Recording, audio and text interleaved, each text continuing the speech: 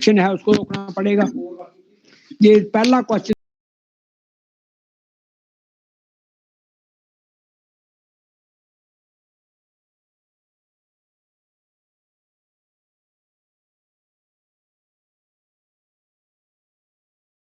हैं, carbon dioxide लेते हैं और बाकी जितनी जीव जंतु हैं उनका काम है कि वो ऑक्सीजन देते हैं, कार्बन डाइऑक्साइड छोड़ते हैं। तो ये एक इक्वेशन बनी हुई है।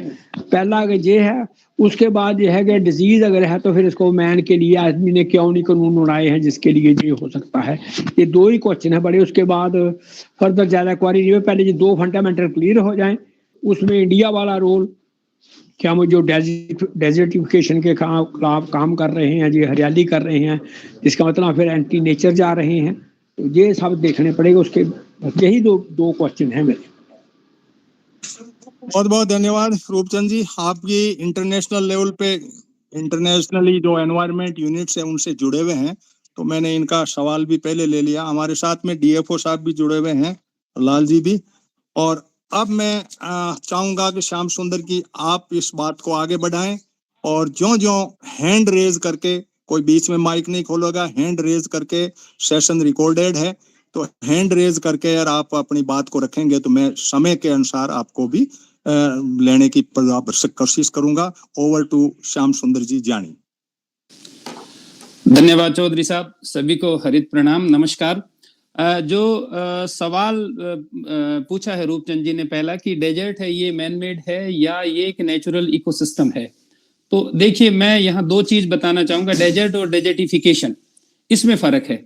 डेजर्ट जो नेचुरल डेजर्ट है, चाहे हम थार के मरुस्थल की बात करें या सहारा के मरुस्थल की बात करें या अरब के मरुस्थल की, ये सब का सब जो है ये तो एक नेचुरल इकोसिस्टम है अपने आप में डेजर्ट, और उसका अपना एक रोल है में, इससे कोई इनकार नहीं कर सकता। लेकिन डेजर्टिफिकेशन क्या है कि टीलों का विस्तार होना मरुस्थलीकरण नहीं है।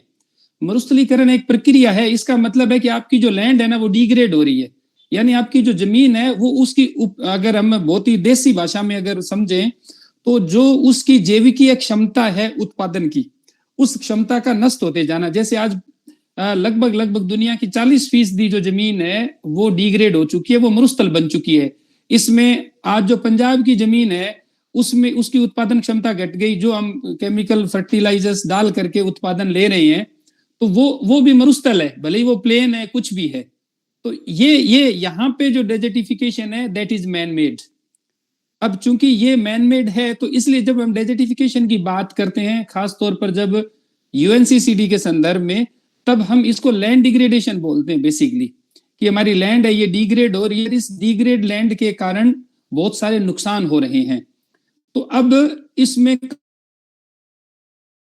में जो रियो अर्थ समिट हुआ था रियो डी जेनेरो में ब्राजील में, तो उस समय ये आवश्यकता महसूस की गई कि हमें भूमि के, जलवायु के और जैव विविधता के प्रबंधन के लिए तुरंत ही कोई अंतरराष्ट्रीय संधियों की जरूरत है। तब उसके कंसिक्वेंसेज में 3 यूएन कन्वेंशन अस्तित्व में आए थे। एक तो आया था UNFCCC, United Nations framework convention on climate change, इसका COP29 अभी पिछले महीने कंक्लूड हुआ है। दूसरा आया था UNCBD, United Nations Convention for Biological Diversity, जिसका कि कोलंबिया जो स्टेट है लैटिन अमेरिका का, उसमें अक्टूबर में हुआ है COP16। और तीसरा आया था UNCCD, united Nations convention to combat desertification. ये डेजर्ट को कॉम्बैट नहीं, डेजर्टिफिकेशन को, यानी लैंड डिग्रेडेशन को। इसका अभी COP16 हुआ है तारीख को समाप्त, जिसकी चर्चा के लिए हम सब इकट्ठा हुए हैं। वो जो UNFCCC का है वो तो साल में एक बार होता है, ये दोनों होते हैं 2 साल में एक बार, इसलिए इनका 16 में हुआ था। 157 के सदस्य हैं, 196 देश प्लस यूरोपियन यूनियन। भारत ने भी 1994 में जब ये अस्तित्व में आया तो इसका मेंबर बन गया, और 96 में भारत ने इसको रेटिफाइड कर दिया, यानी इसका अनुसमर्थन कर दिया। अब ये जो 3 जो यूएन के कन्वेंशन है, यू समझे कि 3 अंतरराष्ट्रीय संधियां है संयुक्त राष्ट्र संघ की। इसमें ये जो यूएनसीसीडी है यही एकमात्र ऐसी संधि है जो लीगली बाइंड है, कानूनी रूप से बाध्यकारी है। जो बात वहां होगी वो माननी पड़ेगी भारत को भी और बाकी इसके जो 196 दूसरे सदस्य देश हैं उनको। अब इसमें क्या है कि 2 चीज हमें समझने की जरूरत है। कोप जो 29 हुआ उसको मोटे तौर पे बोलते हैं विश्व जलवायु सम्मेलन। जो सीबीडी वाला COP16 हुआ उसको बोलते हैं जैव विविधता सम्मेलन, और इसको बोलते हैं विश्व भूमि सम्मेलन। अब ये जो COP29 हुआ UNFCCC का क्लाइमेट समिट, उसकी चर्चा दुनिया भर में होती है। क्यों? क्योंकि ये कार्बन क्रेडिट का ये सारा मामला जो है ये है ग्लोबल नॉर्थ का इशू और इंडस्ट्री का, कॉर्पोरेट सेक्टर का इशू। मीडिया और सारी चीज आपको पता है कॉर्पोरेट सेक्टर के जेब में, कंट्रोल में है। ये जो भूमि शरण की समस्या है ना, ये समस्या है गरीब देशों की, और जैसे गरीब आदमी की आवाज नहीं होती वैसे विश्व मंच पे गरीब देशों की आवाज भी नहीं होती है। इस कारण ये लीगली बाइंड होने के बावजूद ना तो ये और ना ही जो जैव विविधता वाला है वो इतना लाइमलाइट में आ पाता है। तो अब ये जो हुआ, इसके संदर्भ में मुख्य जो मोटी बात समझने की है वो ये है कि एक 2009 में पोस्टडेम इंस्टीट्यूट है स्टॉकहोम में, स्विट्जरलैंड में, उसमें एक कॉन्सेप्ट दिया उन्होंने। वो कॉन्सेप्ट है प्लेनेटरी बाउंड्री लिमिट्स, यानी ग्रहीय जो सीमाएं हैं उनकी वो क्या है, ये समझने की जरूरत है, तब हम इस पूरे मसले को ठीक से समझ पाएंगे। प्लेनेटरी बाउंड्री लिमिट्स का मतलब ये है कि आज से 16,000 साल पहले लास्ट आइस एज था, और 12,000 साल पहले हमने ये खेती का ये स्वरूप है किया। हम 2 लाख साल से है जो सेपियंस, आज की हमारी जनसंख्या जो है, हमारी प्रजाति, ये 2 लाख साल से अब तक के अध्ययन ये कहते हैं धरती पे है, और उसमें मतलब 2 लाख साल पहले ये शारीरिक और मानसिक क्षमताएं हमें थी, धीरे धीरे इवोल्व होकर के हमने ये सारी प्रोग्रेस की है। तो पहले तो हम शिकारी के रूप में रहते थे, इधर उधर कैसे जान बचाते थे। जब थोड़ी धरती में गर्माहट शुरू हुई और 16,000 साल पहले आइस एज जब खत्म हुआ तो उसको बोलते हैं होलोसीन। ये होलोसीन का एक ऐसा पीरियड है जब धरती पे एक्स्ट्राऑर्डिनरी स्टेबिलिटी आ गई वातावरण में। अब वो जो एक्स्ट्राऑर्डिनरी स्टेबिलिटी आ गई और उधर हम इवोल्व भी हो रहे थे, तब हमने क्या किया कि खेती वगैरह 12,000 साल पहले शुरू कर दिया। और ये हमारा जो ये विकास है ये तो सारा 3-4 हजार साल का है जो अब तक की वैज्ञानिक शोध से आया है। अब ये जो हमने जो होलोसीन का जो है, तो अब क्या है कि ये 2009 में जो प्लेनेटरी बाउंड्री का जो कॉन्सेप्ट आया ना, ग्रहीय सीमा का, वो ये कहता है कि होलोसीन लाइक सिचुएशन जो है वो क्या है। तो इसमें हमें वो ये कहता है कि जब होलोसीन शुरू हुआ तो उस समय हमारा जो ये जो है मतलब बायोस्फीयर, अब जिसमें हम बात करते हैं लिथोस्फीयर की जो हमारा धरती है, दूसरी तरफ हम बात करते हैं एटमॉस्फेयर की जो आसमान है, और तीसरा हाइड्रोस्फीयर जो जल है। तो ये जो इन तीनों की जो स्थिति हम आज देख रहे हैं, जानते हैं, ये एक स्थिति होलोसीन है। अब उन्होंने ये कहा कि भी इस होलोसीन में हमें गुंजाइश कितनी है, कहां तक जा सकते हैं। तो एक शब्द दिया उन्होंने, होलोसीन लाइक सिचुएशंस, यानी हमें वापस वर्जिन उस स्थिति पे नहीं आना होलोसीन पे, लेकिन उससे गुंजाइश कितनी है। एक उदाहरण से मैं समझाऊं कि होलोसीन शुरू हुआ तो जो कार्बन डाइऑक्साइड का कंसंट्रेशन है एटमॉस्फेयर में, दैट वाज 280 ppm, ये ppm सॉरी, यानी 280 पार्टिकल पर मिलियन कार्बन डाइऑक्साइड का कंसंट्रेशन था अर्थ में। अब उन्होंने ये कहा कि यहां से हम कहां तक जा सकते हैं, हम जा सकते हैं 350 ppm तक। 350 ppm का मतलब क्या हुआ कि होलोसीन में धरती की सतह का तापमान था 14 degree Celsius, 0.5 degree plus minus, ये है होलोसीन। अब वो ये कहते हैं कि ये था 280 ppm के ऊपर, अब 350 तक आदमी जा सकता है। तो 350 तक जाएगा तो टेम्परेचर कितना होगा, प्लस 0.4 डिग्री सेल्सियस, यानी 0.4 डिग्री सेल्सियस तक हमें अनुमति है। अभी हमने धरती की सतह का तापमान कितना बढ़ा दिया, 1 डिग्री से एक्सीड कर गए। तो इसको वो ये बोलते हैं कि हम जो प्लेनेटरी बाउंड्री है उसको क्रॉस कर गए। तो प्लेनेटरी बाउंड्री के 9 पैरामीटर उन्होंने बताए कि ये 9 पैरामीटर है, ये अर्थ सिस्टम को बनाते हैं। अर्थ सिस्टम क्या है? अर्थ सिस्टम उन्होंने कहा कि धरती की वो दशाएं जिसमें जीवन संभव है और अपनी गतिविधियां कर सकते हैं। तो ये जो 9 उन्होंने बताए हैं, इसमें पहला है क्लाइमेट चेंज। क्लाइमेट चेंज में वो ये कहते हैं कि आपका कार्बन का कितना कंसंट्रेशन है। तो इन्होंने क्या किया कि गोला बना लिया, उस गोले में केंद्र में जो डॉट बिंदु है धुरी, उसके चारों तरफ एक गोला बना के उसको हरा बना दिया और कह दिया कि ये धुरी है, ये तो बिंदु था होलोसीन 16,000 साल पहले। इससे ये जो हरा बिंदु है यहां तक तो आप जा सकते हो, ये है इसकी लिमिट। अब इसको जैसे क्रॉस करोगे तो अब आप खतरे में, लाल में आपकी सुई आ गई है। तो पहला क्लाइमेट चेंज है। तो क्लाइमेट चेंज में हमें जो है वो 350 ppm तक था, अब तो हम 400 से ऊपर निकल चुके हैं। तो ये हमारा पहला, उसको हमने एक्सीड कर दिया। दूसरा है बायोडाइवर्सिटी लॉस। ये हमें पता है कि हम कितना बायोडाइवर्सिटी का लॉस कर रहे हैं, जो 9 पैरामीटर में जल्दी में बता दूं। तीसरा है distribution of nitrogen and phosphoric chemical cycle, जो इसका नाइट्रोजन का और फॉस्फोरस का जो केमिकल साइकिल होता है, एक स्थिति तक तो बैलेंस है और उससे ज्यादा होते ही वो नुकसान करता है। चौथा, लैंड सिस्टम चेंज, जो हमारा यूएनसीसीडी का मुख्य मुद्दा है। पांचवा है ग्लोबल, इसमें fresh water use, green water और ब्लू वाटर दो है भी, एक तो शुद्ध पानी और एक अशुद्ध पानी। फिर पांचवा इसमें जो है छठा जो है वो ओशन एसिडिफिकेशन, जो CO2 समुद्र में आता है तो एसिड बनता है, तो एक लेवल से ज्यादा होने पे वो समुद्र में फिर जलीय उसका तंत्र है वो सारा गड़बड़ हो जाता है। फिर अगला जो सातवां इसमें है वो है स्ट्रेटोफेरिक ओजोन डिप्लीशन, जो ओजोन का कंसंट्रेशन ज्यादा होने से स्ट्रेटोफियर में जो ओजोन लेयर पे फर्क पड़ता है। उसके बाद में आठवां इसका जो है वो है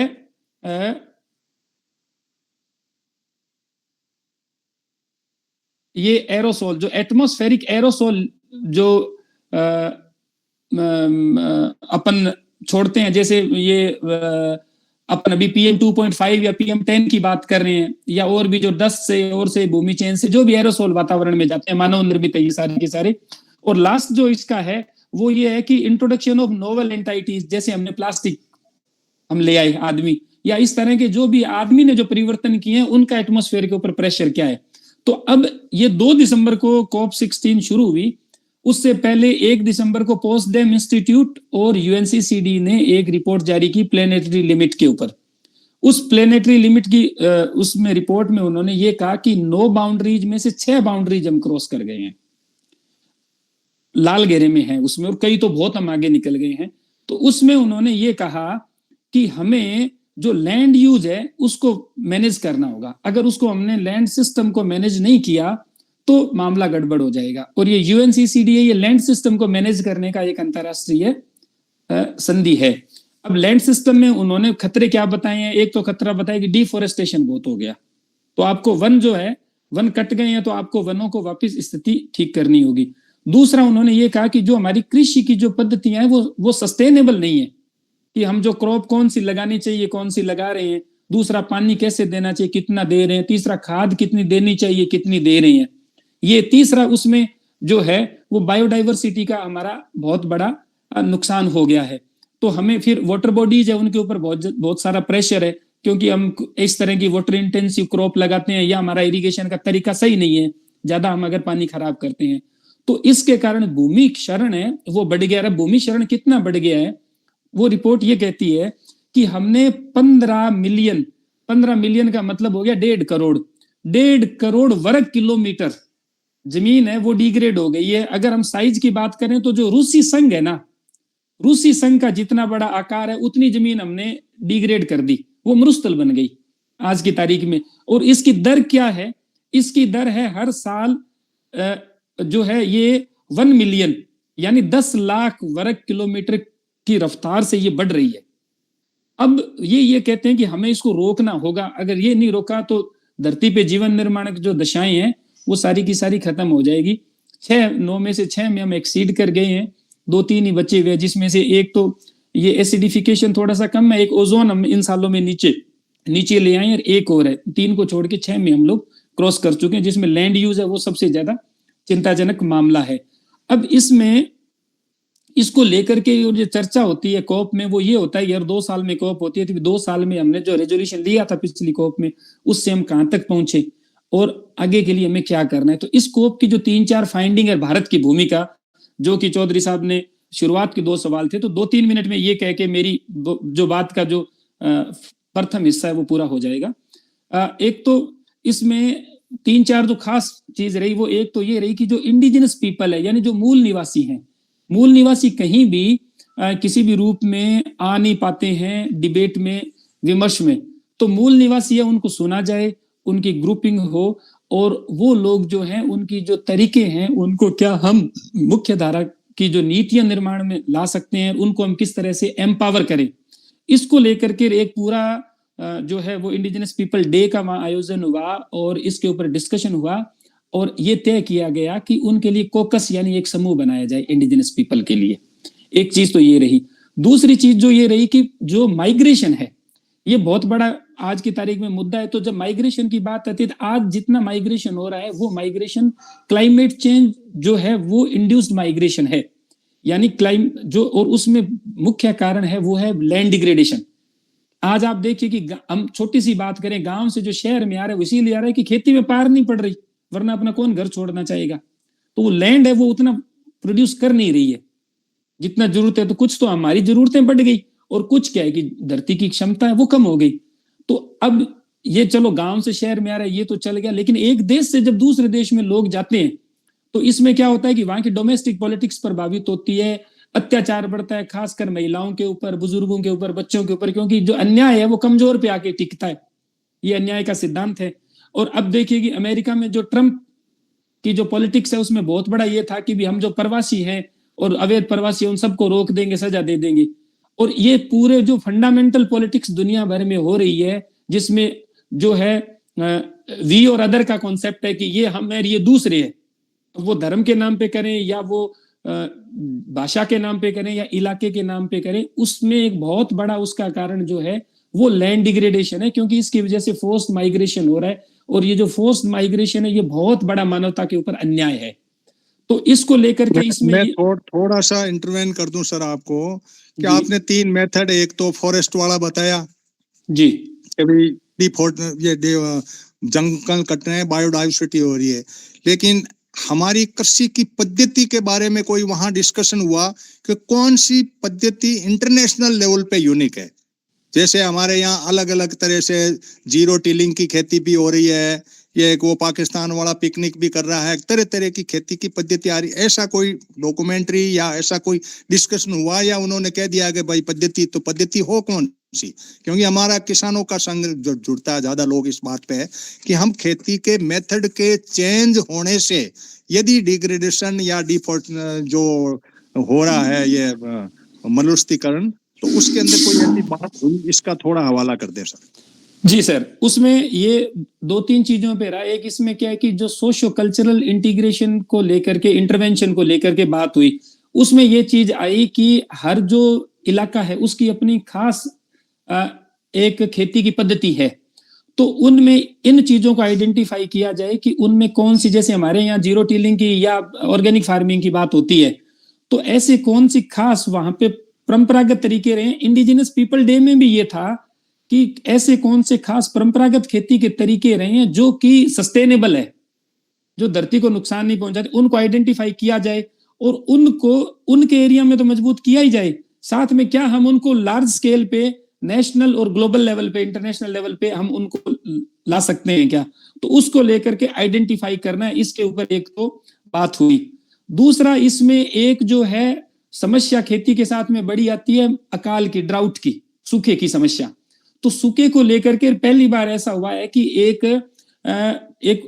वहां पे एक इनिशिएटिव लिया गया है ड्राउट को लेकर के, एक ग्लोबल इनिशिएटिव। और 2026 में जो कोप 17 होगी मंगोलिया में, क्योंकि मंगोलिया का बहुत बड़ा हिस्सा है जो मरुस्थल है, तो वहां ये जो अलायंस है ड्राउट को लेकर के, ये अलायंस है, ये 2 साल अभी इसकी शुरुआत हो गई है इन्होंने, और 2 साल में ये अपना पूरा स्वरूप ले लेगा। इसका मकसद भी सीधा सीधा यही है कि हम अकाल के प्रबंधन को बेहतर कर सकें, तो जल प्रबंधन को हम उसके हिसाब से बेहतर करके खेती है उसको हम ज्यादा टिकाऊ बना देंगे। दूसरा चीज ये हुआ। तीसरा क्या हुआ कि इसमें जो जो देश हैं उन देशों ने अपनी अपनी बात उसमें रखी कि हम क्या कर रहे हैं, जो यूएनसीसीडी की प्रतिबद्धताएं उनके संदर्भ में। तो उसमें आपका ये सवाल भी था, ये भी आपका जो खेती वाला है उससे जुड़ रहा है कि उसमें हर देश ने ये बताया कि भाई हम ये कर रहे हैं, इनको आप ग्लोबल स्केल पे लो। तो उसमें जो हमारे भारत के माननीय पर्यावरण मंत्री हैं भूपेंद्र यादव जी, उन्होंने जो मंत्री स्तरीय वार्ता है उसमें उन्होंने जो बात बताई मोटी मोटी, उन्होंने ये कहा कि एक तो बोन चैलेंज हुआ था, ये शायद 2012 या 13 में जर्मनी में, जिसमें सारे जो देश है उन्होंने प्लेज ली थी, प्रतिज्ञा, कि हम 2020 तक और 2030 तक, उसके 2 चरण थे, इतनी जो जमीन है उसको हम डिग्रेडेड लैंड से ठीक कर देंगे वापस। तो भारत ने पहले ये कहा था कि हम जो है वो उसमें 22 मिलियन हेक्टेयर लैंड है वो 2020 तक हम ठीक कर देंगे। नहीं 22 नहीं, 26 में से 18 million, sorry 18 million hectare land है उसको हम 2020 तक रेस्टोर कर देंगे वापस। फिर भारत ने इसमें ऐड करते हुए ये कहा कि हम इसको बढ़ाते हैं और 2030 तक हम कुल 26 मिलियन हेक्टेयर लैंड को ठीक कर देंगे। अब भारत ने जो मंत्री महोदय ने स्टेटमेंट दिया उसमें उन्होंने ये कहा कि हमने 22.5 मिलियन हेक्टेयर लैंड जो है उसको रेस्टोर कर दिया है, ठीक कर दिया है बोन चैलेंज के तहत, और हमारे जो है वो इसमें 7.5 मिलियन हेक्टेयर और बची है जो हम 2030 तक कर देंगे। पहला तो भारत ने ये कहा। दूसरा, भारत ने ये कहा कि भी हम हमारे यहाँ भूमि संरक्षण को ठीक करने के लिए क्या कर रहे हैं। उसमें भारत ने ये कहा कि हमने एक तो अमृत सरोवर योजना शुरू की है, जिसमें हर जिले में हम जो हमारे पुराने तालाब है उनको ठीक कर रहे हैं, नए तालाब बना रहे हैं ताकि जल प्रबंधन बेहतर करें तो हमारी कृषि है उसकी स्थिति ठीक हो।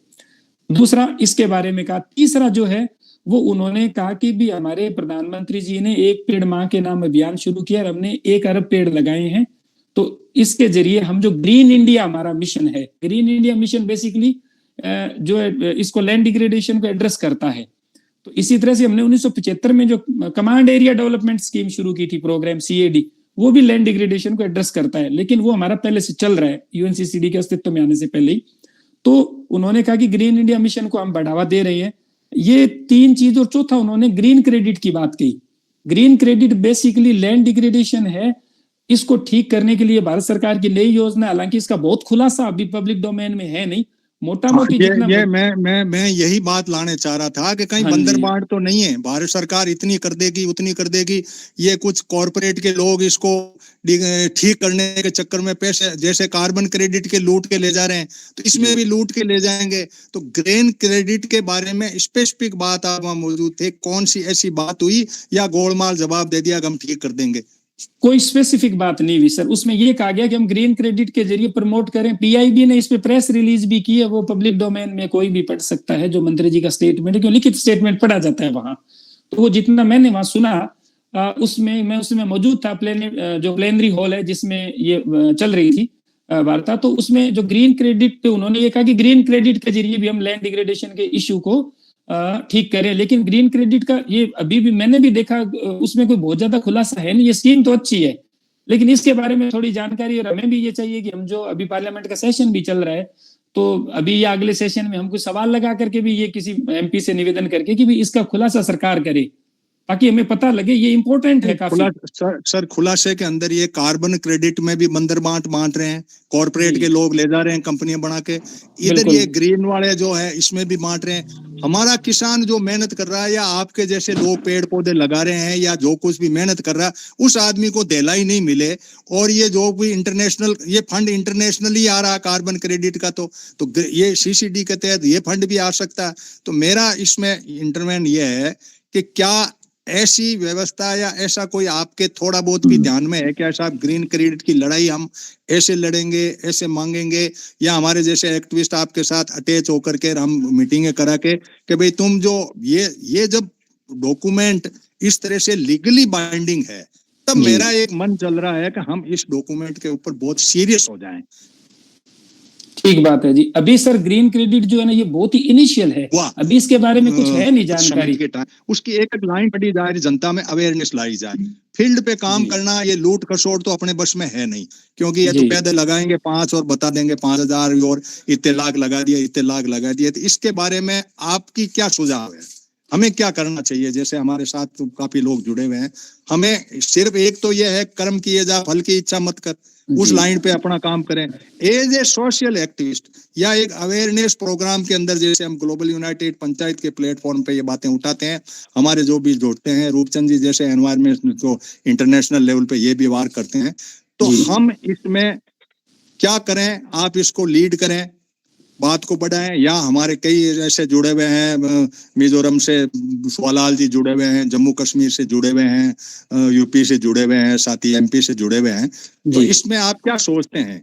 क्योंकि ये बहुत जरूरी है कि हम इसको करें, कि मानव का जो कृत्य है, ये सवाल है तीसरा हमारा, तो इसके विधिक प्रावधान कोई हो आपके ध्यान में? वो वकील साहब आए थे सुप्रीम कोर्ट के, थोड़े चले गए, मैं होते तो मैं उनसे भी पूछता कि हमारे कोई लीगली बाइंडिंग, इंटरनेशनल ने तो लीगल कर दिया भारत को, लेकिन भारत को मजबूरी भी, भारत की भी मजबूरी होती है कि भारत उस पर कानून बनाए। तो कौन सा ऐसा कानून बना? इन्होंने मंत्री जी ने कह दिया, ये पूरा का पूरा, ये संसद में एक एक लाइन सुनता हूं। इन सारी परिस्थितियों के अंदर एज ए सिविल सोसाइटी के मेंबर और आपके साथ मिलके और कुछ वैज्ञानिकों के साथ मिलके हम कौन सा मॉडल पेश कर सकते हैं या लीगली बाइंडिंग क्या है?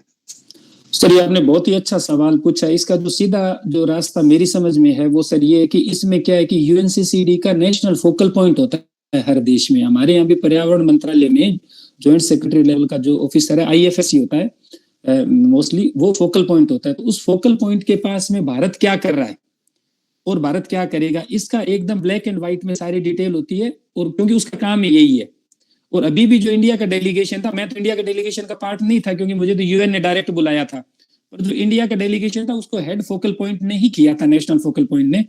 तो हम क्या है कि इसमें हमें कुछ भी करने के लिए सबसे पहले ये जानना जरूरी है कि हम ब्लैक एंड व्हाइट में भारत सरकार ने क्या किया है और क्या अभी करने की मंशा है COP 16 के परिप्रेक्ष्य में। ये हमारे पास में सबसे पहले ब्लैक एंड व्हाइट में सरकार से आए। तो बीइंग ए सिविल सोसाइटी हम सबसे पहले तो उनसे राइट अप में लें कि साहब आपने क्या। मैं थोड़ा सा रोक के, हरलाल जी डीएफओ साहब जुड़े हुए हैं। डीएफओ साहब, आपके कोई ध्यान में ऐसी योजना है, आप रिटायर हुए, कोई ऐसी योजना हो जो इस पृथ्वी को बचाने के लिए, डिग्रेड होने के लिए कोई ऐसी योजना हो तो आप 3 मिनट में बताएं, बाकी फिर मैं वापस श्याम सुंदर जी के पास ही जाना चाहूंगा। हरलाल जी डीएफओ साहब। सर, सबको नमस्कार। हाँ नमस्कार जी सर, बताएं। अभी साहब, ये जो ग्रीन क्रेडिट, ये बहुत ही जो इन्फेंट स्टेज में है ये आइडिया, और मैं भी थोड़ा थोड़ा इसको कोप के कभी कभी क्वेश्चन सुना लेता था। तो इसके बारे में अपन ये कह सकते हैं कि ये जो जिस रूप में भी आवे, बढ़िया इस तरह से आए कि लोगों को फायदा हो, किसानों को फायदा हो, गरीबों को फायदा हो, डेजर्ट के लोगों को फायदा हो, इस तरह की बात तो है इसमें। लेकिन वो अभी है क्या भला, ये पता नहीं है। तो मेरा सवाल सर ये है कि आप फॉरेस्ट के एक अधिकारी रहे हैं, डीएफओ लेवल के, क्या ऐसी कोई योजना, ऐसा कोई कानून, ऐसी कोई व्यवस्था भारत सरकार के तहत कि हमने इतनी सही कर दी धरती, इतना सही कर दिया, तो फॉरेस्ट विभाग के अंदर कोई ऐसी योजना आपके ध्यान में हो जो हमारे साथ शेयर करें, फिर हम इनसे साथ अटैच करते हैं, क्योंकि ये तो एक अलग तरह के जुनूनी हैं। आप एक डिपार्टमेंट से जुड़े हुए, तो कोई ऐसी योजना जो वो योजना इस बात पे फॉरेस्ट डिपार्टमेंट को इन्वॉल्व करते हुए, क्योंकि इसमें बहुत बड़ा रोल है फॉरेस्ट का, पेड़ लगाने के अंदर या किसी तरह से अंदर कोई ऐसी बात हो जो यूएनसीसीडी के तहत हो, जो कि भाई मरुस्थलीकरण रोकने के लिए ऐसा किया। क्योंकि आपने एक बार पिछले सेशन में कहा था कि हमने वहां ऐसा कहा, इस नहर के साथ ऐसा किया। तो उन योजनाओं का क्या स्थिति है, क्या खत्म हो चुकी है या कुछ ऐसा है, या कोई फंड है या खत्म हो चुका है, इसके बारे में थोड़ा जानकारी दें। जी सर, जैसा लगभग सभी को पता है अपने को कि जहां जहां भी पर्यावरण में डिग्रेडेशन होता है, जो भी इंडस्ट्रियल स्टेट्स, जो बड़े विकसित देश हैं जो पर्यावरण को खराब करते हैं, तो ये जो इंटरनेशनल जो संधियां हैं या जो समझौते हैं या वार्ता होती है, उसमें ये होता है कि जो खराब करेगा वो कहीं कहीं अच्छा भी करेगा। तो उसके तहत भारत सरकार को भी उन देशों से ढेर सारा पैसा आता है हरियाली बढ़ाने के लिए, जो कई तरह के नामों से आता है। सबसे पहले शुरुआत एफोरेस्टेशन प्रोजेक्ट के नाम से आया था। भारी मात्रा में प्लांटेशंस किए गए थे, गुजरात, राजस्थान, हरियाणा और दिल्ली तक। अपन भी थे उसमें, 11 जिले अपने कवर हुए थे राजस्थान के। तो उसमें मुझे जहां तक याद है 570 करोड़ रुपए आए थे, और वो उसमें जापानी मुद्रा का मामला था, तो अपने यहाँ डिग्रेडेशन से बाद में बढ़ता बढ़ता वो 700 करोड़ रुपए के आसपास हो आ गया था। तो उसमें हरियाली तो बहुत बड़ी, और हरित कवर जो है डेवलपमेंट की वजह से फास्ट डिग्रेडेशन होता है ना, उसमें थोड़ा सा एक ब्रेक सा लगा। मतलब उसके कभी कमियां भी थी, लेकिन जो फायदे वाली बात ये थी कि लाल जी आपकी बात आ गई। अब आगे और बता दो, ऐसी 3-4 स्कीम आई है सर इसमें, जापान का पैसा भी आया है। ज्ञानी जी, अब ये बताइए कि ये जैसे ये पैसे UN CCC के तहत आ गए हों, कार्बन क्रेडिट के नाम से, पर्यावरण वाली दुकान अलग है, आप वाला UNCCC अलग है, CBD वाली अलग है, 3 समझौते हुए थे।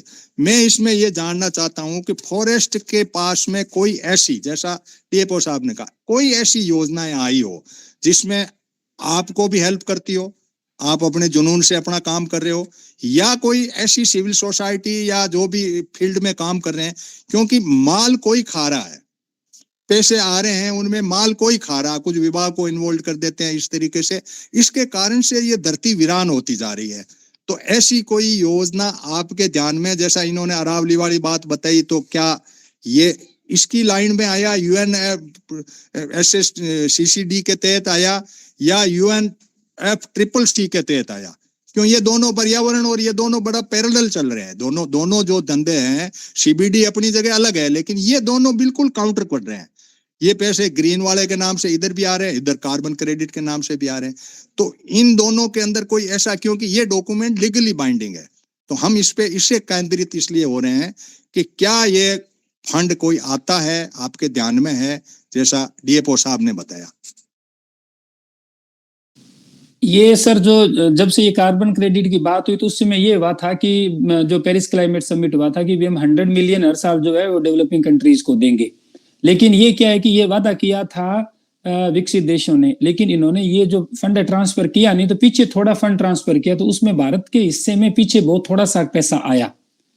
ज्यादा पैसा इसमें जो कार्बन क्रेडिट के नाम पे हिंदुस्तान के पास में ज्यादा पैसा आया नहीं है। ये जो कार्बन क्रेडिट का अभी खेल है ना, ये कंपनियों का खेल है। मैं इस बात को समझ गया सर। ये जब लीगली बाइंडिंग नहीं है तो इसको हम साइड में कर देते हैं। हाँ जी, अब ये जो ग्रीन क्रेडिट है ना, नहीं करते हैं कि भाई ट्रंप ने मना कर दिया, अरे वो दूर वाली ठीक है भाई, नहीं आया तो नहीं। हाँ जी, लेकिन आपका जो ये डॉक्यूमेंट है, UNCCD का डॉक्यूमेंट है, ये लीगली बाइंडिंग है। क्या इसके पैसे इंटरनेशनल लेवल की कोई योजनाओं में कहीं आ रहा हो, भारत सरकार के पास में सिविल सोसाइटी वाले लोग उसको अटैच करें या फॉरेस्ट वाले करें अटैच, कोई ऐसी योजना हो, या यूं ही भाषण है कि चलो धरती को ठीक कर दो, ऐसे धरती कौन ठीक करे, क्या करे? ये कृषि के बारे में आपने बताया तो हम जागृति करें भाई, कृषि को ऐसे करो। वो डॉक्यूमेंट भी प्रॉपर ये आ गई कि भाई आप ट्रेडिशनल मेथड से आपके बडेरे करते थे, वो खेती करो। तो इंटरनेशनल लेवल पे तो कोई बात आई नहीं तो इंटरनेशनल पैसा दे, ज्ञान बांट के इकट्ठे होकर के चले जाए। UNCCD के तहत कोई ऐसी योजना जो लीगली बाइंडिंग है, कोई पैसे बाहर से आते हो या भारत सरकार कर रही हो, तो फिर भारत सरकार को पकड़ेंगे, भाई तुम बताओ, तुम्हारे पास है तो वहां बटन लगा के आए हो तो पैसे दो। इसमें सर, इसमें 3 चीज है सर। पहली चीज तो ये कि इस स्कोप में इस बार कुछ फंड को लेकर के बात हुई, तो एक तो सऊदी अरेबिया ने 12 मिलियन डॉलर अमेरिकन डॉलर है उसके फंड देने की घोषणा की 13 तारीख को। इसमें उन्होंने ये कहा कि हम ये जो अकाल से प्रभावित जो भी है मामला, उसके प्रबंधन के लिए ये देंगे। इसके अलावा जो एक अफ्रीका में चल रहा है जो ग्रीन वॉल, उसके लिए जो यूरोपियन यूनियन है, उन्होंने बड़ी संख्या में अरबों रुपए है वो उन्होंने देने की घोषणा की है उस इनिशिएटिव को। वो करीब 12-13 देशों का एक जॉइंट इनिशिएटिव है। तो पहली बार इसमें ये हुआ है कि जो है पैसे की घोषणा हुई है, और चूंकि ये लीगली बाइंडिंग डॉक्यूमेंट है तो वो पैसा आएगा, रिलीज होगा। अब उस पैसे में भारत को स्पेसिफिक भारत के लिए कुछ होगा, ये एक चीज तो नहीं है, नंबर 1। नंबर 2, इसमें जो ड्राउट रिजिलियंस को लेकर के और जो एक ग्लोबल अलायंस हो रहा है, उसका भारत को फायदा मिलेगा। वो 2026 में जब पूरा शेप लेगा तब पता लगेगा हमें कि भारत को किस किस तरह से क्या फायदा होगा। सीधा अपन ये बात करें कि COP16 में इतना रुपया ये मिलेगा, वो नहीं है। ठीक है, बात मैं इसमें और जोड़ रहा हूँ। रूपचंद जी, आप भी इसमें इंटरवेन करना। EU ने पैसे, ग्लोबल साउथ की बात है, ग्लोबल साउथ के जितने गरीब देश हैं उन देशों में लोग पैसे लगा रहे हैं, चाहे पेड़ पौधों के नाम से लगाए, चाहे UNCCD के तहत लगाए, चाहे अब इस भाग दौड़ में कोई ऐसा डॉक्यूमेंट वहां बने ही नहीं 2 साल के बाद में कि भाई आप इस मरुस्थल को ऐसे रोकोगे। इंटरनेशनल लेवल की तो इसमें है नहीं, क्यों कार्बन तो क्या है कि वो गैस हमारे यहाँ आ जाती है तो दूसरे देश के देते हैं, भाई हम क्यों करें। लेकिन क्यों करने के पीछे ये है कि जब टेम्परेचर 14 डिग्री से 1.5 डिग्री तक, 15.5 तक ये ले जाने की तैयारी कर रहे हैं, तो भाई धरती तो हो रही है गड़बड़, तो सब मिलकर धरती को ठीक करो। तो रूपचंद जी, अब इसमें ग्लोबल साउथ के देशों को चीन और ईयू वाले पैसे दे करके मान लो हरियाली कर देते हैं, या उनका अपना धंधा है, अपने तरीके से जैसा भी यूज कर रहे होंगे। तो 2 मिनट में आप अपना बात करो, फिर मैं डॉक्टर साहब के पास वापस जाऊं कि इसको हमने समझना बहुत जरूरी है कि ये जब लीगली बाउंडिंग डॉक्यूमेंट है तो इसके अंदर हम क्या एक्शन करें, इस बात के लिए रूपचंद जी। हाँ, सबको नमस्कार। शाम की बात मुझे बड़ी अच्छी कन्विंस करने वाली है और मुझे इस वक्त एकदम स्ट्राइक कर गई है कि जो लीगल बाइंडिंग वाला है उसका तो प्रोपगेशन, लोगों में इंफॉर्मेशन, नॉलेज वगैरह कम की जाता है ताकि लोग इस पे फॉलो ना करें और बाकायदा वो ही करेंगे जो कारपोरेट सिस्टम चाहता है। और कारपोरेट सिस्टम का जो क्लाइमेट चेंज का जो क्रिएटर है वो ग्लोबल नॉर्थ है, और उसका जो विक्टिम है तो उसका पनिशमेंट झेल रहा है वो बेचारा ग्लोबल साउथ है।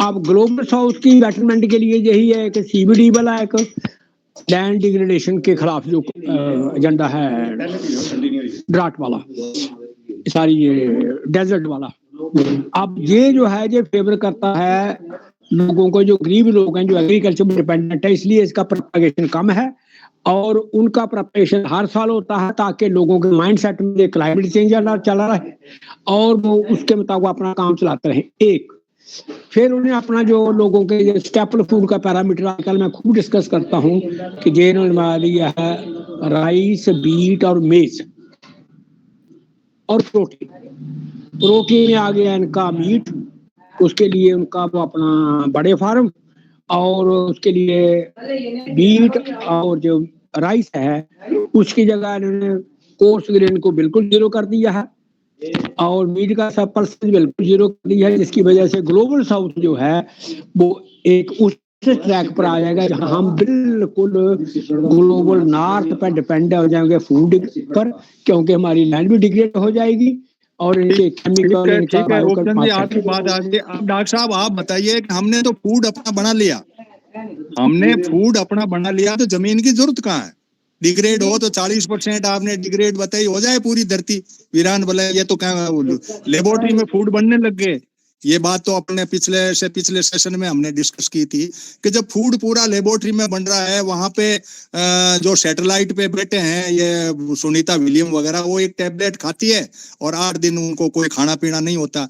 जब मानव ने ऐसा फूड बना लिया तो इस जमीन के अंदर कृषि का तो कोई योग्यता खत्म हो गई, कृषि के लिए तो जरूरत ही नहीं महसूस हो रही है, क्योंकि आप स्टेपल फूड बना लो और भी कुछ चीजें बना रहे हो, अपने बायो टेक्नोलॉजी के ऊपर सारे फूड बन गए और बन रहे हैं। नकली में ये बायो मीट बन गया, बायो मिल्क बन गया जो कर्नाटका में बिक रहा अभी, तो ये सारी चीजें बेंगलोर में बिक रहा। अब ये सारी चीजें मानव ने इधर पैदा कर ली।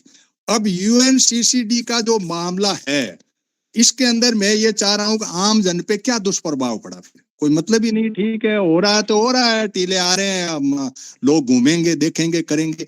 अब सिर्फ पृथ्वी के टेम्परेचर की बात या उस पे अपन जा सकते हैं। एग्रीकल्चर तो जैसा रूपचंद जी ने ये बात कह दी, तो इस पे आप क्या सोचते हैं? क्या ये फूड सर्वाइव कर पाएगा पूरी पॉपुलेशन को? ये भी हमने पिछले सेशन में 2 सेशन के बाद डिस्कशन किया था। क्या ऐसा संभव है कि सबको गोलियां पकड़ा दी जाएगी, खाके मस्त रहो और अपना कोई पैदा ही नहीं करना? How is it possible for this planet? Sir, ये जो सवाल है ये इसका जवाब उसी रिपोर्ट में जो पोस्टडैम इंस्टीट्यूट और यूएनसीसीडी ने 1 दिसंबर को जारी की थी कि जो प्लेनेटरी बाउंड्री है, मामला सिर्फ रोटी का नहीं है, मामला सिर्फ खेती का भी नहीं है, ये अर्थ सिस्टम है। ये लाइफ को सपोर्ट तभी करेगा जब ये अर्थ सिस्टम के जो 9 हिस्से हैं ये हिस्से बैलेंस में रहेंगे। तो आप अगर लैंड को डिग्रेड कर रहे हो तो आप उस अर्थ सिस्टम को इम्बैलेंस कर रहे हो। तो अर्थ सिस्टम को इम्बैलेंस करते क्या होगा? तो भरा हुआ होगा, लेकिन आपके पास हवा नहीं होगी, ठीक है जी, आपके पास तापमान नहीं होगा। दूसरा क्या है कि गैस है, पानी है, वो सारा इस तरह का हो जाएगा कि सिर्फ कैप्सूल से काम चलेगा नहीं। पानी की बोतल भी दे दी, आपके मास्क भी लगा दिया, वो भी कर दिया, तो भी आप सरवाइव नहीं कर पाओगे। तो बात यह कि अर्थ सिस्टम है वो अपने बैलेंस से बाहर हो गया, उसको बैलेंस में लाना जरूरी है। और उसको बैलेंस में तो अब इसमें जो लीगली बाइंडिंग, इसमें मेन चीज ये है कि इसमें जो रिजोल्यूशन पास, उस रिजोल्यूशन को कागजों में हर देश की सरकार को बताना होगा अगली बार कि साहब ये निर्णय हुआ था, ये मैंने किया है, वो एक्सक्यूज नहीं ले सकते। अब मुद्दा ये है कि क्या वो सरकारें करती हैं, ये दो चीज पे निर्भर करता है। एक तो सरकार की नीयत कितनी है और एक जनता में जागरूकता कितनी है, ये दोनों चीजों पे निर्भर करता है। तो मेरा ये मानना है कि अगर जनता जागरूक हो ना तो सरकार की नीयत भी 19-20 है तो जनता ले आती है। अगर जनता जागरूक ही नहीं है तो फिर क्या है कि वो ब्यूरोक्रेटिक समाधान तक मामला रहता है, और ब्यूरोक्रेटिक समाधान कागजों में क्या है, कागज का पेट कागज से भर दो। तो इसीलिए इस बार ये जो खास रहा, क्योंकि मैं जो COP15 था उसमें भी मैं यूएन के स्पेशल गेस्ट की हैसियत से था अबिजान में, और इस बार भी। तो मुझे क्या है कि दोनों में तुलना करने का अर्थ मिल गया, वो मौका मिल गया। और मैं जब यूएनसीसीडी के जो चीफ हैं उनसे मेरी जो पर्सनल मीटिंग हुई तो उसमें भी मैंने उनको ये कहा, मैंने कहा मेरे लिए संतोष की बात है कि इस बार आप आगे बढ़े हो, क्योंकि इस बार पहली बार ये चीज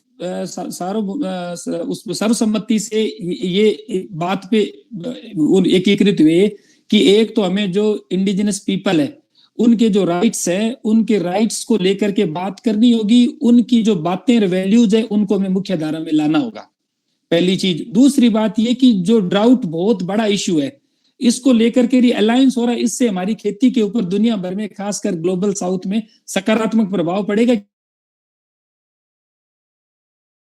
था। और तीसरी बात, ये जो फंडिंग शुरू हुई है, भले ही आज की तारीख में भारत के पास फंडिंग नहीं आ रही है, लेकिन ये जो सिलसिला शुरू हुआ है, जो ये शुरुआत हुई है इसमें, और इसकी जो फंडिंग है, इसकी फंडिंग और जो कार्बन क्रेडिट वाली फंडिंग है उसमें फर्क है। ये सीधी लैंड यूज के लिए जाएगी। अब एक चीज जो अभी मैंने निकाली है, जो भारत सरकार की तरफ से जो उपलब्ध है ग्रीन क्रेडिट को लेकर के, वो यही है कि under green credit program degraded land parcel are identified and restored ecologically with public and private sector financial support. ये कह रहे हैं कि जो डिग्रेडेड लैंड पार्सल है, भूमि है, उसको चिन्हित किया जाएगा और पब्लिक और प्राइवेट फाइनेंशियल सपोर्ट से उसको ठीक किया जाएगा। तो अभी इसको लेके उसमें फाइनेंशियल सपोर्ट पब्लिक प्राइवेट किस तरह का होगा, क्या किसानों को पैसा मिलेगा या जो सिविल सोसाइटी है उनको मिलेगा, इसको लेकर के और अभी इसमें खुलासा नहीं है। लेकिन इस बार की ये जो कोप हुई, इसमें बहुत सारी ऐसी कॉन्क्रीट चीजें आई हैं जिनकी जरूरत थी, और ये इसको ब्यूरोक्रेटिक समाधान से जन समाधान की तरफ शिफ्ट कर रहा है। अब कितना होगा ये आने वाले सालों में हमें इसको देखने को मिलेगा। आप एक तो ये रिपोर्ट भेजें, मैं रूपचंद जी और इनके ग्रुप के साथ शेयर करूंगा। अब हमारे साथ में काफी साथी जुड़े हुए हैं, सुवालाल जी प्रोफेसर साहब हैं, और बाकी वो वकील साहब तो शायद नहीं है।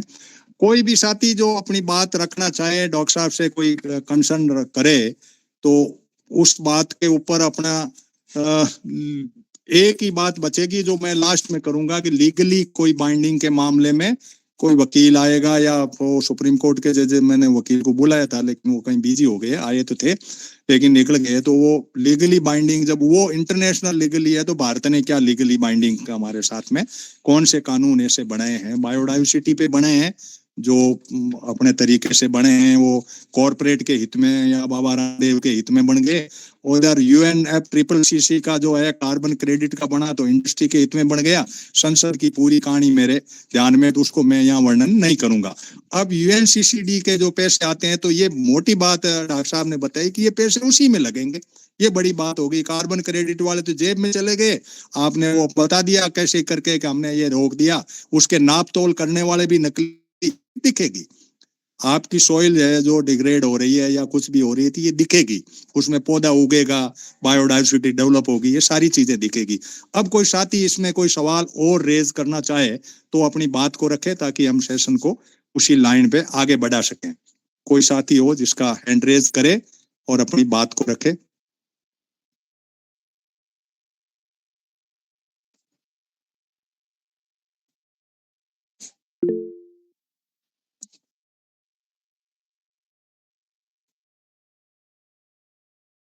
अब से कोई एनवायरमेंट के साथी जुड़े हुए हों और कोई साथी जुड़ा हो, वो साथी अपनी बात को रख सकते हैं। कि वीरेश जी आप जुड़े हुए हैं तो देख लें, आप इसमें काम भी कर रहे हैं काफी, तो उसके हिसाब से और कोई साथी हो जो हैंड रेज करके और अपनी बात को रख दे। सुवालाल जी जुड़े हुए हैं, वीरेश जी जुड़े हुए हैं, और कोई साथी हो तो आपके रूपचंद जी कोई क्वेश्चन बनता हो, वरना इस सेशन को फिर हाँ अपना रूपचंद बोल। पहले दो आदमी ने हाथ रेज किए ना, एक तो डॉक्टर सोहलाल ने किया, एक अश्विनी कुमार है शायद, उन्होंने हाथ रेज किया है जी।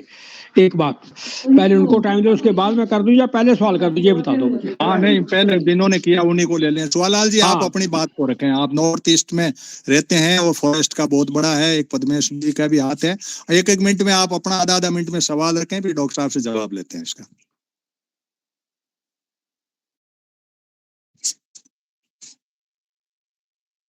सुवालाल जी मुझे सुन पा रहे हैं आप? हाँ हेलो। हाँ बोलिए सुवालाल जी। हाँ मेरे को सवाल रखना है क्या? आपने हैंड रेज किया बताया, मैंने देख नहीं पाया। मैंने हैंड रेज नहीं किया। अच्छा ठीक है, तो फिर पद्मेश जी आप अपनी बात को रखिए, आपका हैंड रेज था। सर मेरा एक छोटा सा ही सवाल है भी, जो अपन भी आम किसान है वो फसल चक्र के साथ इन्वायरमेंट को कैसे बचा सकता है? दोनों अगर साथ चलेंगे तो बेहतर कर पाएगा। उसको कैसे कर सकते हैं? इसको यूएनसीसीडी के उस प्लेटफॉर्म पे उठाया जाए, और किस लैंड में किस तरह का क्या वो थोड़ा सा उस पे अगर किया जाए तो ज्यादा भी बढ़िया अगर नहीं रहेगा क्या? मेरा ये सोचना है सर। मैं जवाब दूं सर? हाँ डॉक्टर साहब आप दें। ये किस जमीन में क्या उगाया जाए, इसको लेकर के यूएनसीसीडी में बात होती है। इसमें इस जो मेन ये है कि मुद्दा ये कि सस्टेनेबल एग्री, ये जो रिपोर्ट आई है 1 दिसंबर को, इसका मुख्य मुद्दा ये है कि आपको लैंड यूज को चेंज करना होगा हर हाल में। तो चेंज में यही है कि आप जो आज उगा रहे हो उससे आपके लोकल एनवायरमेंट पे बुरा प्रभाव पड़ रहा है। जैसे हम उदाहरण दें, पंजाब में चावल उगता है, पंजाब की भूमि प्राकृतिक रूप से चावल उगाने वाली भूमि रही नहीं है। आप ट्रेडिशनली देखो तो चावल नहीं होता था आज से 50 साल पहले इस एरिया में। अब जब से आपने चावल उगाया, चावल उगाने के कारण क्या है कि आपकी पूरी पानी नीचे चला गया। अब जब चावल लगाया जाता है तो गंगानगर हनुमानगढ़ जिले का पानी पंजाब के किसान मार लेते हैं। एक तरफ तो किसान आंदोलन में किसान ये कहते हैं कि हमें हक दो, और दूसरी तरफ पूरा गंगानगर हनुमानगढ़ का हमारी सारी नहरें मर जाती है और किसान ही किसान को मार रहा है। और इसके कारण अब पंजाब आज अनसस्टेनेबल एग्रीकल्चर प्रैक्टिस की वजह से कैंसर का हब बन गया है। तो ये हमें तो इसमें एक सेकंड सर, मैं पूरी कर लूं सर बात। तो अब इसमें सिर्फ किसान दोषी नहीं है। अब सरकार को क्या है कि जो अल्टरनेटिव क्रॉप्स है, जैसे हम अगर बात करें सरसों की बात करें या बात करें दलहन की, तो अब सरसों को लेकर के हम कितना तेल बाहर से ला रहे हैं, किसान को मिलेगा नहीं, वो क्यों उगाएगा? तो ये क्या है कि ये चीज ना तो एक अकेला किसान कर सकता, ना सरकार कर सकती। सरकार, किसान, कॉर्पोरेट, तीनों को मिलना होगा, क्योंकि जिस चीज की डिमांड नहीं होगी भी, आज चावल किसान इसलिए उगा रहा है कि उसको चावल के अलावा दूसरी में पल्ले नहीं पड़ रहा कुछ, तो वो आपको अल्टरनेट देना, ये सरकार का काम है। तो ये दोनों तीनों चीजें फिर हमारे जो एग्रीकल्चर रिसर्च इंस्टीट्यूट है, इनकी बड़ी भूमिका है। मैं बीकानेर में रहता हूँ, यहाँ पे राजस्थान एग्रीकल्चर यूनिवर्सिटी है। एग्रीकल्चर यूनिवर्सिटी ने कोई 5 ऐसे बीज आज तक नहीं दिए जो यहाँ के किसान लगा रहे और फायदा मिल रहा हो। रिसर्च पेपर में तो खूब आ रहा है, तो गैप है। मैं गैप का मैं आपको बताऊं साहब, सरकार जो गैप कर रही है, सरकार ने क्लस्टर बनाए हैं। अभी 5 क्लस्टर इन्होंने दे दिए, 7 पाइपलाइन में, कुल 50 बनाए हैं। आम का बनाया है, अंगूर का बनाया है, केले का बनाया है, हल्दी का बनाया है, सेब का बनाया। 15-15, 10-10 हजार हेक्टर का एरिया लिया। पूरे उस इकोसिस्टम का खराब नहीं होगा, वहां कुछ चीज और पैदा हो रही है, वो एक ही एक चीज को बो रहे हैं। तो सरकार भी कॉर्पोरेट की मुट्ठी में, कॉर्पोरेट की गोद में खेल रही है। ये मोटा सा है। एक जाकर साहब हैं, उनका एक सवाल है। हाँ अश्विनी जी आप अपना सवाल रखें। नमस्कार सर। सभी हाँ नमस्कार जी, बोलिए। सभी जो भी सम्मानित लोग बैठे हैं, आप सभी सीनियर्स हैं सर। आप एक सवाल पूछ रहे थे सर कि हम लोग कैसे इसको जो टेम्परेचर है उसको कम कर सकते हैं, क्या इसके लिए प्रयास किया जा सकता है? श्याम सुंदर सर से भी आपने ये सवाल किया था। तो सर इसमें मैं थोड़ा सा ये बताना चाह रहा हूँ कि जो हम लोग पिछले टाइम से एक पेड़ जो माँ के नाम और बहुत सारे सर भी प्लांटेशन का, फैमिली फॉरेस्ट्री और ये प्रोग्राम चला के कर रहे हैं, तो इसको सर गवर्नमेंट चाहे तो बाहर से जो भी फंडिंग जिस भी एजेंसी से हो रही है, उसको अगर हम लोग जो मनरेगा है उसके साथ जोड़ते हुए अगर इसको इम्प्लीमेंट करें तो ये बहुत ज्यादा बेहतर हो सकता है। क्योंकि हमारे पास मैन पावर मनरेगा के रूप में बहुत बड़ी है, और उसका अगर प्रॉपर मॉनिटरिंग हो, सबसे बड़ी बात यह है कि प्रॉपर मॉनिटरिंग होना, पंचायत स्तर पे ये चीजें जुड़ी हुई है, तो इस चीज को हम लोग थोड़ा सा इम्प्लीमेंट कर सकते हैं अगर गवर्नमेंट इसमें हमारा ठीक साथ है, दे। ठीक है, सुझाव आपका भला है। पंचायतों के मार्फत भी बहुत कुछ बदलाव किया जा। हाँ, अब रूपचंद जी आप अपनी बात को रखें, फिर डीएफओ साहब ने हैंड रेज कर रखा है लाल जी ने। हाँ, मेरे एक दो सुझाव भी है और वो अपना क्वेश्चन भी है। हाँ, पहला तो ये है कि अपना जो डेवलपमेंट मॉडल है, डेवलपमेंट प्लान जो बन रहा हमारा वाला इंडिया वाला, ये सारा नॉर्थ ग्लोबल डिवाइडेड है, नॉर्थ ग्लोब का गाइडेड है ये, कि नॉर्थ ग्लोब यूरोपियन कंट्रीज या अमेरिकन कंट्री जो उनको कॉपी में बिल्कुल कोई अमेंडमेंट किए बगैर हूब लागू करते हैं, जैसे वो कहते हैं जैसे बिग डैम का काम है, बड़े लार्ज इंफ्रास्ट्रक्चर काम, जैसे डीएमआईसी जो बना है दिल्ली मुंबई इंडस्ट्रियल कॉरिडोर, उसमें पंजाब और हरियाणा की 2 फसली जमीन चली गई और राजस्थान में 1 फसली, फिर आगे गुजरात और महाराष्ट्र में 2 फसली वाली एक बात। और ये जो आ रहा है अमृतसर कलकत्ता अमृतसर कॉरिडोर, इसमें 2 फसल से लेकर के 3 फसलें तक और गन्ना बेल्ट में जाएगी। अगर इन जो लैंड यूज चेंज जो शाम जी ने कहा है ना, ये लैंड यूज चेंज सिस्टम जो किया है, इसकी वजह से सारी एग्रीकल्चर को खत्म कर देंगे। जो लैंड डिग्रेडेशन वाला काम है वो तो हमारा डेवलपमेंट मॉडल इसको ला रहा है, एक बात। और वही डेवलपमेंट मॉडल जो बिग डैम जिन्होंने हिमालय को तबाह कर दिया है और हिमालय ग्लेशियर को सब तबाह दिया और उत्तराखंड की तबाही और वहां पावर उसका डिस्ट्रक्शन, सिक्किम की डिस्ट्रक्शन और सिक्किम पावर उसका डिस्ट्रक्शन और इंफ्रास्ट्रक्चर का हिमाचल का डिस्ट्रक्शन, ये जो कमर्शियल टूरिज्म जो है या धर्म का जो हम व्यापारी बात कर रहे हैं कि भाई ऐसे 4 लेन 5 लेन और हिमालय का डिस्ट्रॉय करो, ये इस मनी सेंटर डेवलपमेंट मॉडल जो है ये हमारा हिमालय बिगाड़ देगा, प्लेन भी बिगाड़ देगा और डेजर्ट भी बिगाड़ देगा। एक बात है रूपचंद जी, देखो मानव सभ्यता को पढ़ने के लिए कोई मॉडल तो कई तरह के इंडस्ट्रियलाइजेशन भी होगा, ये भी होगा, ये एक बात है, एक बात बस आप इंडस्ट्रियलाइजेशन के लिए इतना जरूरी है कि जो ह्यूमन नीड की जरूरत है उसके लिए इंडस्ट्रियलाइजेशन हो, मगर private Jat, private space shuttle जिसमें आप लोग सैर करने जाओ स्पेस में, और प्राइवेट पनडुब्बियां जो समुद्र के नीचे सैर कराएं आपको, इन पर तो सोचना पड़ेगा आप सबको। भाई आदमी की जरूरत है। ठीक है, आपका सुझाव आ गया कि एनवायरमेंट ये मॉडल जो है एंटी एनवायरमेंट है और इसको नहीं बात है। एक बात सवाल आपका कि ये जो अपना स्टेपल फूड की जगह हमें अपना पीडीएस सिस्टम बदलना पड़ेगा। जहां भी चावल सप्लाई करते होंगे, बीकानेर में भी शाम जी रहते हैं, तो जब चावल आपका डाइट नहीं है, चावल जो डाइट था हमारे एरिया का, और वहां पर पीडीएस सिस्टम में बदल दिया जाए, कोर्स ग्रेन इंक्लूड कर दिया, कोर्स ग्रेन सरकार खरीदेगी और सप्लाई करेगी। ऑयल उसमें इंक्लूड करो तो ऑयल की परचेजिंग होगी, लोग मार्केटिंग करेंगे, लोग लगेंगे भी। जब कारपोरेट के कहने पर उन्हीं 2 चीजों को हमने स्टेपल फूड बना करके लोगों को सप्लाई करें, उस ट्रैक पर ला रहे हैं, तो लोग खेती नहीं करेंगे। पंजाब वाला जो ड्राई लैंड एरिया जो ये खासकर जो कॉटन बेल्ट कहलाती थी, वहां पर भी लोग चावल उगाएंगे, क्योंकि चावल से पैसा आता है और पैसे से दुनिया चलती है। तो ठीक है, उसके लिए फिर हलाल जी आपका सवाल दे दें, ये दोनों साथ ले लेते हैं।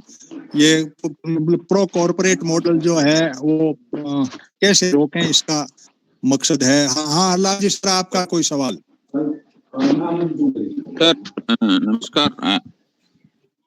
मेरी चिंता तो ये है कि अपन जो भी डिस्कशंस करते हैं, जहां भी जाते हैं, अपने आप स्टेज पे, छोटी स्टेज पे, प्रोफेसर श्याम सुंदर जी की स्टेज पे, या रूपचंद जी बात करते हैं, या सभी बात करते हैं, तो सस्टेनेबल डेवलपमेंट कहीं कहीं अपना मुद्दा है और उसी की तरफ बढ़ने की बातें हैं। कल मैं यहाँ सीकर में एक कॉलेज है साहब, आर्ट्स कॉलेज कटराथल में बन गया, वहां यूं चला गया पैदल देखने। मैंने कहा 1965 में भी मैं सबसे पहले एक कॉलेज में गया था, आज जाता हूँ देखें क्या स्थिति है। तो मैं ऐसे रणमल सिंह जी की अंत्येष्टि थी, उसके बाद में कॉलेज की तरफ चला गया पैदल। तो रास्ते मुझे 24 बच्चे मिले, उनमें से एक ही बच्चा फिजिकली फिट था। उसको मैंने पूछा प्रिंसिपल साहब का नाम क्या था, उसने कहा उनका नाम है सवाई सिंह जी, सवाई सिंह जी है, सवाई सिंह जी, शनि है उनका नाम। तो मैंने कहा ठीक है बेटा, कौन से पढ़ते हो? फर्स्ट ईयर में। वो फिजिकली फिट था, बाकी छोरियां थी, एवरेज वेट था उनका 22 के से। अपनी बात पूरी करूंगा साहब, सवाल मेरी बात पूरी करूंगा, मेरा सवाल ऐसे ही पूरा होगा। तो मुझे चिंता हुई, प्रिंसिपल का नाम वहां जाके पूछा, प्रिंसिपल साहब की वाइस प्रिंसिपल बैठे थे गटाला जी, तो वो बोले प्रिंसिपल का नाम तो सवाई सिंह दायल है, तो इन बच्चों को ये पता भी नहीं है और फिजिकली फिट भी नहीं है, खाने पीने को मिल नहीं रहा है। तो ये जो कोप का जो मीटिंग रहा, उसमें सस्टेनेबल डेवलपमेंट की तरफ बढ़ने के लिए क्या क्या प्रयास हो रहे हैं, ऐसा कैसा आभास हुआ प्रोफेसर श्याम जी को, या डॉक्टर तरुण नहीं जुड़ पाए, तो वो मुझे थोड़ा सा बताएं, क्योंकि चिंता तो वहां है कि आप ये सारे चावल गेहूं कौन खाता है, कहाँ से पैदा ज्यादा हो गए इसलिए बीकानेर वालों को खिला रहे हैं चावल, पर मेरे शेखावटी खाने का क्या संबंध है साहब? हम तो बाजरा खाए तो स्वस्थ रहेंगे। तो इस तरह की बात, धरती का भी यही हाल है, कहते हैं वो आयरन कम हो गया, होना ही होना है, आयरन कम हो जाएगा तो बाकी लोग जिएंगे कैसे? वो उसकी बात भी कर लो भले, चलते चलते एक वो कैंसर ट्रेन भी आती है उधर से। ये सारी जुड़ी हुई कहीं न कहीं जो सस्टेनेबल डेवलपमेंट नहीं हो पा रहा है। डेवलपमेंट तो हो रहा है, लेकिन डेवलपमेंट मस्ट बी सस्टेनेबल, इस तरफ कितने बढ़ रहे हैं अपन, उनकी दिशा क्या थी? Thank you. चलो डॉक्टर साहब आप अपना कोई कमेंट। हाँ जी, इस वो दिशा जो कॉप की थी वो बिल्कुल सही थी। वो बार बार उनका मुद्दा यही थी कि जो डेवलपमेंट है दैट मस्ट बी सस्टेनेबल, और इसके लिए सस्टेनेबल एग्रीकल्चरल प्रैक्टिसेज आपको अपनानी होगी। यूथ को लेकर के पहली बार इसमें ये हुआ कि एक यूथ कॉस के गठन की बात हुई कि आपको यूथ को आगे लाना होगा, वो अवेयर होगा, क्योंकि अगली जिम्मेदारी उन्हीं को लेनी है। एआई वगैरह और जो टेक्नोलॉजिकल इंटरवेंशन है उनको लेकर के भी इसमें चर्चा हुई, और बिजनेस फॉर लैंड का इनिशिएटिव भी इसमें शुरू हुआ है। एक बात जो बहुत शानदार कही है, दो टिप्पणी के साथ मेरी बात खत्म करूंगा शॉर्ट में। ये जो रूपचंद जी ने कहा कि ये प्रो वेस्ट मॉडल है, प्रो नॉर्थ मॉडल है, इसके लिए मैं एक, और इसका समाधान क्या हो, इन्हीं दोनों बातों के ऊपर एक किताब है साउसा सेंटोस की, एंड ऑफ कॉग्निटिव एम्पायर। उसमें उन्होंने ये कहा है कि जो उपनिवेशवाद है या जो पश्चिम केंद्रित समझ है, ये यहाँ बैठी हुई है, ये जब तक नहीं निकलेगी तब तक ये वेस्ट केंद्रित मॉडल ही रहेगा। और ये रूपचंद जी की बात अक्सर से सिद्ध है कि सब उसको कॉपी पेस्ट कर रहे हैं, और वो जब तक होता रहेगा तब तक ये सारी बहसें हैं, इनका कोई एक सार्थक समाधान नहीं निकलेगा। एक चीज, अगली जो चीज है वो ये कि इसमें रेंजलैंड को लेकर के भी एक चिंता व्यक्त की गई, ये मैं भूल गया था। रेंजलैंड मतलब जो चारागाह युक्त भूमि, तो दुनिया में आज अगर सबसे बड़ा कोई इकोसिस्टम है तो वो चारागाह भूमियों का है, और उनका बहुत बड़ा आर्थिक योगदान है। सिर्फ यही नहीं कि वो सिर्फ भेड़ें चरती हैं, तो 50% रेंजलैंड से दुनिया में वो डिग्रेड हो गई है। और अभी अश्विनी ने जो प्लांटेशन का काम मनरेगा के साथ जोड़ने का, इसमें ये खेल है, रूपचंद जी ने शुरू में इशारा किया था, पौधारोपण समाधान नहीं है। पौधारोपण कैसे करना है? आमतौर पे पौधारोपण का अगर आपको टॉप डाउन, जैसे मुझसे भी पूछा गया वहां चाइना पेविलियन में मेरा स्पेशल प्रोग्राम हुआ, उन्होंने कहा समाधान क्या है, तो मैंने कहा समाधान टॉप डाउन नहीं है, बॉटम टू अप है। प्लांटेशन की एक योजना मैंने पता है कि इस जमीन को एक्स पेड़ की जरूरत है, वाई लगा रहे हैं तो नुकसान हो रहा है पौधारोपण से। तो पौधारोपण हमें क्या करना है कि लोकल इकोलॉजी की डिमांड को हमें रिस्पॉन्ड करना है। अगर लोकल इकोलॉजी की डिमांड को रिस्पॉन्ड करेंगे, पौधारोपण कर रहे हैं, चाहे हम उसमें खेती कर रहे हैं चाहे कुछ और कर रहे हैं, जब तक लोकल इकोलॉजी की डिमांड को रिस्पॉन्ड नहीं करेंगे तो ना तो स्टेपल फूड में जहां बाजरे की जरूरत है वहां चावल आता रहेगा, ऑयल यहाँ पैदा होने की बजाय बाहर से पाम ऑयल आता रहेगा, और दूसरे जो भी अनसस्टेनेबल एग्रीकल्चर और दूसरे जो लैंड डिग्रेडेशन के काम है वो होते रहेंगे। और इस स्कोप में भी ये मैं मुतरार अच्छी बात ये रही कि मेरा ये जो पारिवारिक वानिकी के जरिए इंटरवेंशन है, इसको बहुत अच्छे तरीके से उन्होंने रिकॉग्नाइज किया, और ये इसके मेन स्ट्रीम में आया, आने वाले टाइम में पॉलिसी फ्रेम में आएगा। और उसमें यही चीज है कि आपको लोकल एस्पेक्ट्स को पकड़ना पड़ेगा, और हमारी ये जो मीटिंग है ये भी लोकल एस्पेक्ट की तरफ ओरिएंटेड है। ये पूरा जो मूवमेंट है चौधरी साहब के नेतृत्व में, ये इसी चीज पे है, ये ही दिशा है और दूसरी कोई दिशा नहीं है। Thank you. मैं अब आपसे डॉक्टर साहब इस बात की जानकारी चाहूंगा, जैसा आपने ये बताया कि भाई वहां पे इंडिजियस पीपल के बारे में कुछ ऐसी घटना बनी, उसके बारे में क्या हुआ और हम उसमें क्या रोक कर सकते हैं? आदिवासी लोग, मूल निवासी लोग जो है इस फॉरेस्ट से बहुत कुछ जुड़े हुए हैं, उनके विटल ट्रेडिशनल नॉलेज के विटल एक्सपीरियंस है।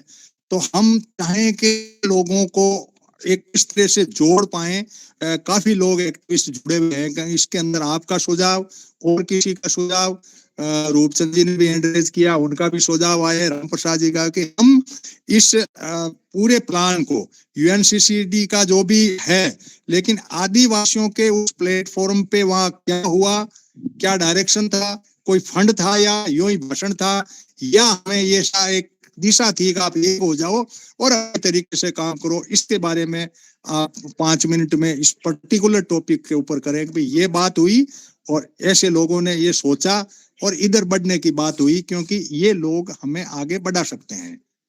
बहुत अच्छा सवाल है सर आपका। इसके ऊपर जो डिस्कशन हुआ, ये पहली बार इस तरह का डिस्कशन हुआ है। ये एक कोकस बना, एक ग्रुप बना है। अब ये ग्रुप आगे बढ़ेगा तो इसमें सारी चीजें होंगी। इसमें जो मेन लब्बुल हुआ वो ये है कि पहली बात तो ये कि उनकी जो महत्वपूर्ण भूमिका है भूमि संरक्षण में और सस्टेनेबल एग्रीकल्चर में और सस्टेनेबल डेवलपमेंट में, उसको इंटरनेशनल लेवल पे रिकॉग्नाइज किया गया यूएनसीसीडी की कॉप में। दूसरा, वो सिर्फ रिकॉग्निशन तक बात नहीं रहे, भाषणबाजी तक नहीं रहे, वो बात आगे बढ़े और न केवल वो मजबूत हो वरन उनकी मजबूती से पूरी दुनिया को फायदा हो। इसी को लेकर के इस समूह का गठन किया गया है। अब इसमें गतिविधियां, अब उसका एक्शन प्लान डिजाइन होगा, क्या क्या गतिविधियां। अब हमारा उसमें यह है कि चूंकि मैं यूएनसीसीडी का लैंड फॉर लाइफ अवॉर्डी हूं, तो मेरा उनके साथ में एक सतत रिश्ता है। तो अब हमारी इसमें भूमिका ये हो सकती है कि उस फोकस में जैसे ही वो फ्रेम हो जाता है, उसमें कौन लोग होते हैं, क्या उसका होता है, तो उसमें हम उनको अपने प्लेटफॉर्म पे बुला सकते हैं, उनके प्लेटफॉर्म पे हम जाके बात कर सकते हैं ऑनलाइन। पहली चीज। दूसरी चीज, हमारे यहाँ पे जितना हम इंडिजिनस लेवल पे कर रहे हैं उसको हम उसका हिस्सा बना सकते हैं। और इसमें हमारी चीजें हाईलाइट कैसे हो, उसके 2 तरीके हैं। पहला तरीका तो ये कि हमारे यहाँ पे इस तरह की जो भी सस्टेनेबल एग्रीकल्चरल प्रैक्टिसेज हैं, उन प्रैक्टिसेज को हम उनके साथ शेयर कर सकते हैं। हम शेयर करेंगे, उसका जरिया मैं हूँ, सीधी डायरेक्ट एक्सेस है हमारी। तो शेयर करने से क्या होगा कि हमारी चीजें वहां जाएंगी, तो उसको लोग देखेंगे, विजिबिलिटी होगी उसकी। नंबर दूसरी चीज है वो ये कि अगली जो कॉप होगी उस कॉप में हम एक रिप्रेजेंटेशन के रूप में भी जाकर के पार्टिसिपेट कर सकते हैं। ये संभावना नहीं थी पहले, अभी हमारे लिए संभावना बन गई है। तो अब ये रास्ता बना है, अब धीरे धीरे जब चलेंगे तब ये रास्ता खुलेगा। लेकिन ये एक बहुत अच्छा मूव है। अब इसमें इस बार किसी फंड का एलोकेशन नहीं हुआ है, लेकिन आगे इसमें फंड का एलोकेशन भी होगा। कि दूसरा, अब यूएनसीसीडी के लेवल पे क्या होगा कि जैसे हमारे यहाँ पे कोई अगर सस्टेनेबल एग्रीकल्चर प्रैक्टिस है इंडिजिनस पीपल की, तो यूएनसीसीडी अपने प्लेटफॉर्म पे उसको हाईलाइट करेगी पूरी दुनिया में। अभी जैसे उन्होंने 30 साल का जो यूएनसीसीडी का रिपोर्ट उन्होंने जारी की है, तो उसमें अपने जो पारिवारिक वानिकी है, ये भी एक इंडिजिनस पीपल का, किसानों का एक मतलब एक आंदोलन है। तो उसमें उन्होंने 5 या 6 जो फोटो उस पूरी रिपोर्ट में डाली, उसमें से 2 या 3 फोटो यानी 40-50% वेटेज सिर्फ हमारा है। और ये इसी कारण है क्योंकि उन्हें लगा कि ये ग्राउंड के ऊपर विजिबल चेंज ला रही है, तो हम बहुत आसानी से इसमें इंटरवीन कर सकते हैं और इसके लिए अपने सीधी एक्सेस है, अपने बीच में किसी की जरूरत नहीं है। तो जो भी इसमें हमें करना होगा अपन लोगों, मैं देखो डॉक्टर साहब आपको ये कह रहा हूँ कि ये बहुत ही बड़ी मुहिम रहेगी जो आप पेड़ लगा रहे हैं, इससे ज्यादा ये मुहिम रहेगी। इसमें आप आगे बढ़े और जितने एक्टिविस्ट हैं, चंद जी का बहुत बड़ा सर्कल का ग्रुप है और कई एक्टिविस्ट लोग हैं, हम इन लोगों के बीच में जाएं और एक बहुत बड़ा एक प्लेटफॉर्म इंडिया की तरफ से खड़ा किया जा सकता है। चाहे भारत सरकार फंड दे या नहीं दे, चाहे इंटरनेशनल फंड हो या नहीं हो, सोशल मीडिया प्लेटफॉर्म पे या हम कोर ग्रुप की मीटिंगों के तहत करके इसके प्रोग्राम वर्कआउट करने चाहिए और हमें आगे बढ़ना चाहिए। और इन लोगों को जोड़ने से बहुत बड़ा हमारे एक बदलाव की बात है। राम प्रसाद जी, आप कुछ सवाल करना चाह रहे हैं? एक पवन शर्मा का भी हैंड रेज था, आप शॉर्ट में अपनी बात को रखें, टाइम हमारा सीमित है। अब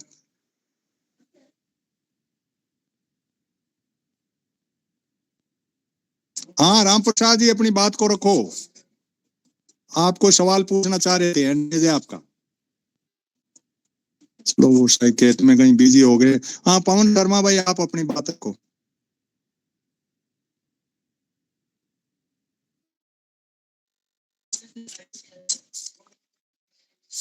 हाँ पवन भाई, आपने हैंड रेज का था। ठीक है, तो मैं पद्मेश जी आपके पास आ रहा हूँ।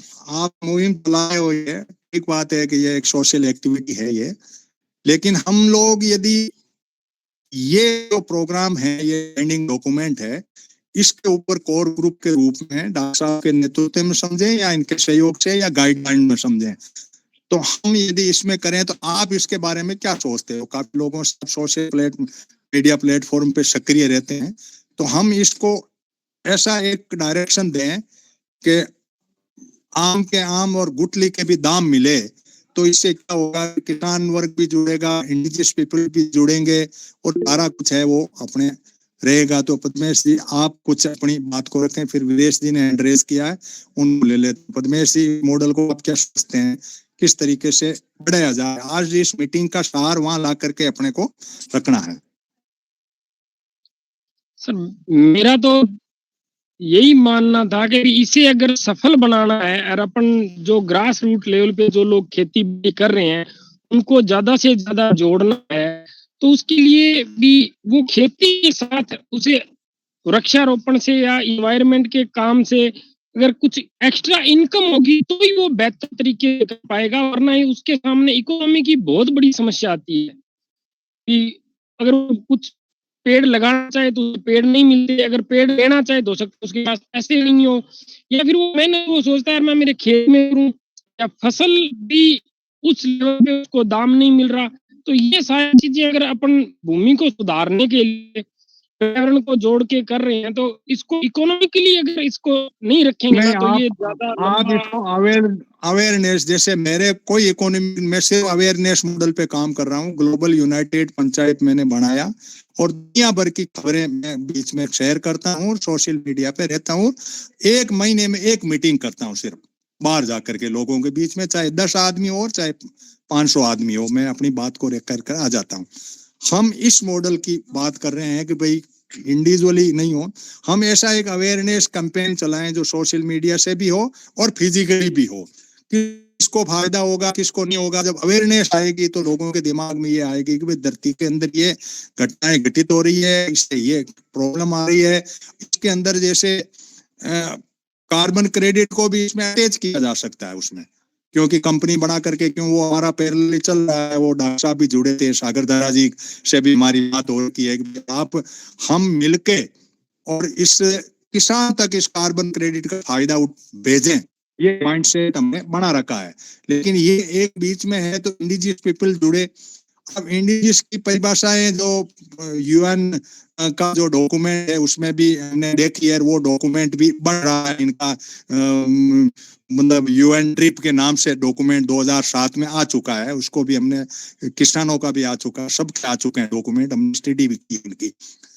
इंडिजियस की जो परिभाषा ये है, भारत सरकार जो मान रही है, भारत सरकार को जब ये पूछा गया कि भाई आपने इस डॉक्यूमेंट को रेटिफाई क्यों नहीं किया, तो भारत सरकार ये कह रही है कि पूरा हिंदुस्तान का नागरिक इंडिजियस है, आदिवासी है, जो पोले का रह रहे हैं। तो ठीक है, फिर हमारे किसान भी आ गए उसमें, रेटिफाई करो तो कुछ हिसाब से करो कि दुनिया के देशों में कुछ ने साइन नहीं किए, कुछ ने किए, तो वो कहा भाई हमारे ये लोग हैं जो आदिवासी। भारत ने अपना कि हमें रेटिफाई करने की जरूरत नहीं है, हमारे तो पूरे भारत का एक नागरिक जो है वो बस आदिवासी है, यहीं से रह रहे हैं हम तो। ठीक है, तो ठीक है भाई, रह रहे हो तो ये बताओ, ये हमारा कॉकस बन जाएगा और इस कॉकस के अंदर हम अपनी व्यवस्था को अंदर आगे बढ़ा पाएंगे। तो ये माइंडसेट है। इसके लिए हम इस तरह की सेमिनार या इस तरह की कोई बात है वो करते रहना चाहिए। तो वीरेश जी आप क्या कहना चाहेंगे यदि इस मॉडल को हम बनाए तो? मैं कहना चाह रहा हूँ, मेरा सवाल भी है डॉक्टर साहब से कि दोनों सम्मेलन में जहाँ तक लग रहा है शामिल हुए हैं, COP29 में भी, COP16 भी, तो क्या इन्होंने सरकार से भी इनके लिंक होंगे जब ये वहाँ शामिल हुए सरकार प्रतिनिधि के रूप में ये भी है, तो इन्होंने सरकार को जो सरकार नीति चल रही है प्रो कॉर्पोरेट नीति होती है, तो इंडिजिनस की बात तो होती नहीं है। भाई आप देख रहे हैं कि झारखंड में के और इसमें जगह में और वहाँ में आप मणिपुर में सब जगह तो जो इंडिजिनस के राइट्स है उनका वायलेशन हो रहा है। पर भाई हम पहाड़ों को खत्म कर रहे हैं, वहाँ जंगल काटे जा रहे हैं, तो सरकार की नीति इस तरफ चल रही है और वहाँ बात कुछ और हो रही है। तो ये दोनों विषय इनको दूर करने सरकार को अपना भेजेंगे इस तरीके का। चलो ठीक है। हाँ, वो रूपचंद जी आप भी कुछ कोई हैंड रेज किया था आपने? हाँ। बात तो मेरे दो क्वेश्चन दिया, एक आपसे और शाम से कॉमन है और एक इंफॉर्मेशन है कि ये जो 91 और 92 में जो पैसे आए थे अरावली को हरा भरा करने के लिए, क्या इनकी काउंटेबिलिटी है कि आज जो पोजीशन है अरावली की वो 91 92 से हराने जो हुई हरियाली आई थी, जैसे वो हमारे यहाँ सोशल फॉरेस्ट्री वजह से आई थी, मगर उसके बाद अब जो उसकी ग्रेडेशन का अरावली की because of mining and urbanisation की वजह से वो तो वो लगाया हुआ जो वर्ल्ड बैंक का पैसा वो हमने डिस्ट्रॉय कर दिया, दोबारा पैसा लगा रहे हैं उस पर डिस्ट्रॉय कर रहे हैं। अगर हमने माइनिंग करवा के डिफॉरेस्ट्री माइनिंग के लिए या कोलिंग के लिए वो डिफॉरेस्टेशन करनी है और फिर वहां डेजर्ट बढ़ाएंगे और फिर पैसे मांगेंगे हमने डेजर्ट अप्रूव करने के लिए जगह, क्या इस साइकिल में फंसा रखा हमको अंडर डेवलप्ड कंट्री ने? एक क्वेश्चन तो ये है, क्या इनकी कहीं काउंटेबिलिटी है कि जो पैसा इंटरनेशनल लगे या लोकल लगे उसकी सस्टेनेबिलिटी हो कुछ टाइम तक? दूसरा शाम जी है कि ये सोलर पैनल जो लग रहे हैं खूब, इससे तो एक साल में बायोडाइवर्सिटी खराब हो जाती है और आसपास जितने भी आपके खेजड़ी के प्लांट्स है राजस्थान में वो तो उनको तबाह करेंगे ताकि उनका छाया ना आए। फिर उनको जब डस्टिंग उन पर पड़ जाती है शीशों पर, उनको प्लेट पर, तो उनको धोने के लिए पानी भी चाहिए, चाहे पानी वो नहर का लेंगे चाहे पानी वो नीचे से निकालेंगे। दो, इसके बाद में आपकी राय।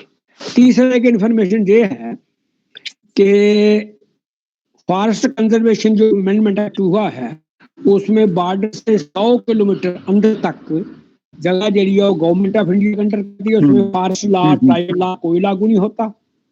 और ये केस हमारे यहाँ चल रहा है बिकॉज ऑफ लद्दाख के वहाँ 86% लोग जो है वो ट्राइबल है जो जाक और पश्मीना भेड़ों रखते हैं और वो चलाते हैं, और चूंकि चाइना के बॉर्डर से 100 किलोमीटर तक उनके अंदर है और वहां पर अंडानी अपने सोलर पावर लगाएंगे क्योंकि वहां ना डस्ट धूप भी तेज होती है और बिजली भी खूब पैदा करेंगे। ठीक है। इस तरीके से आपका हाँ रूपचंद जी आपका सवाल आ गया। देखो मोटे मोटी बात तो अपने कई बार डिस्कशन कर चुके हैं कि कॉर्पोरेट की गोद में सरकारें खेलती है।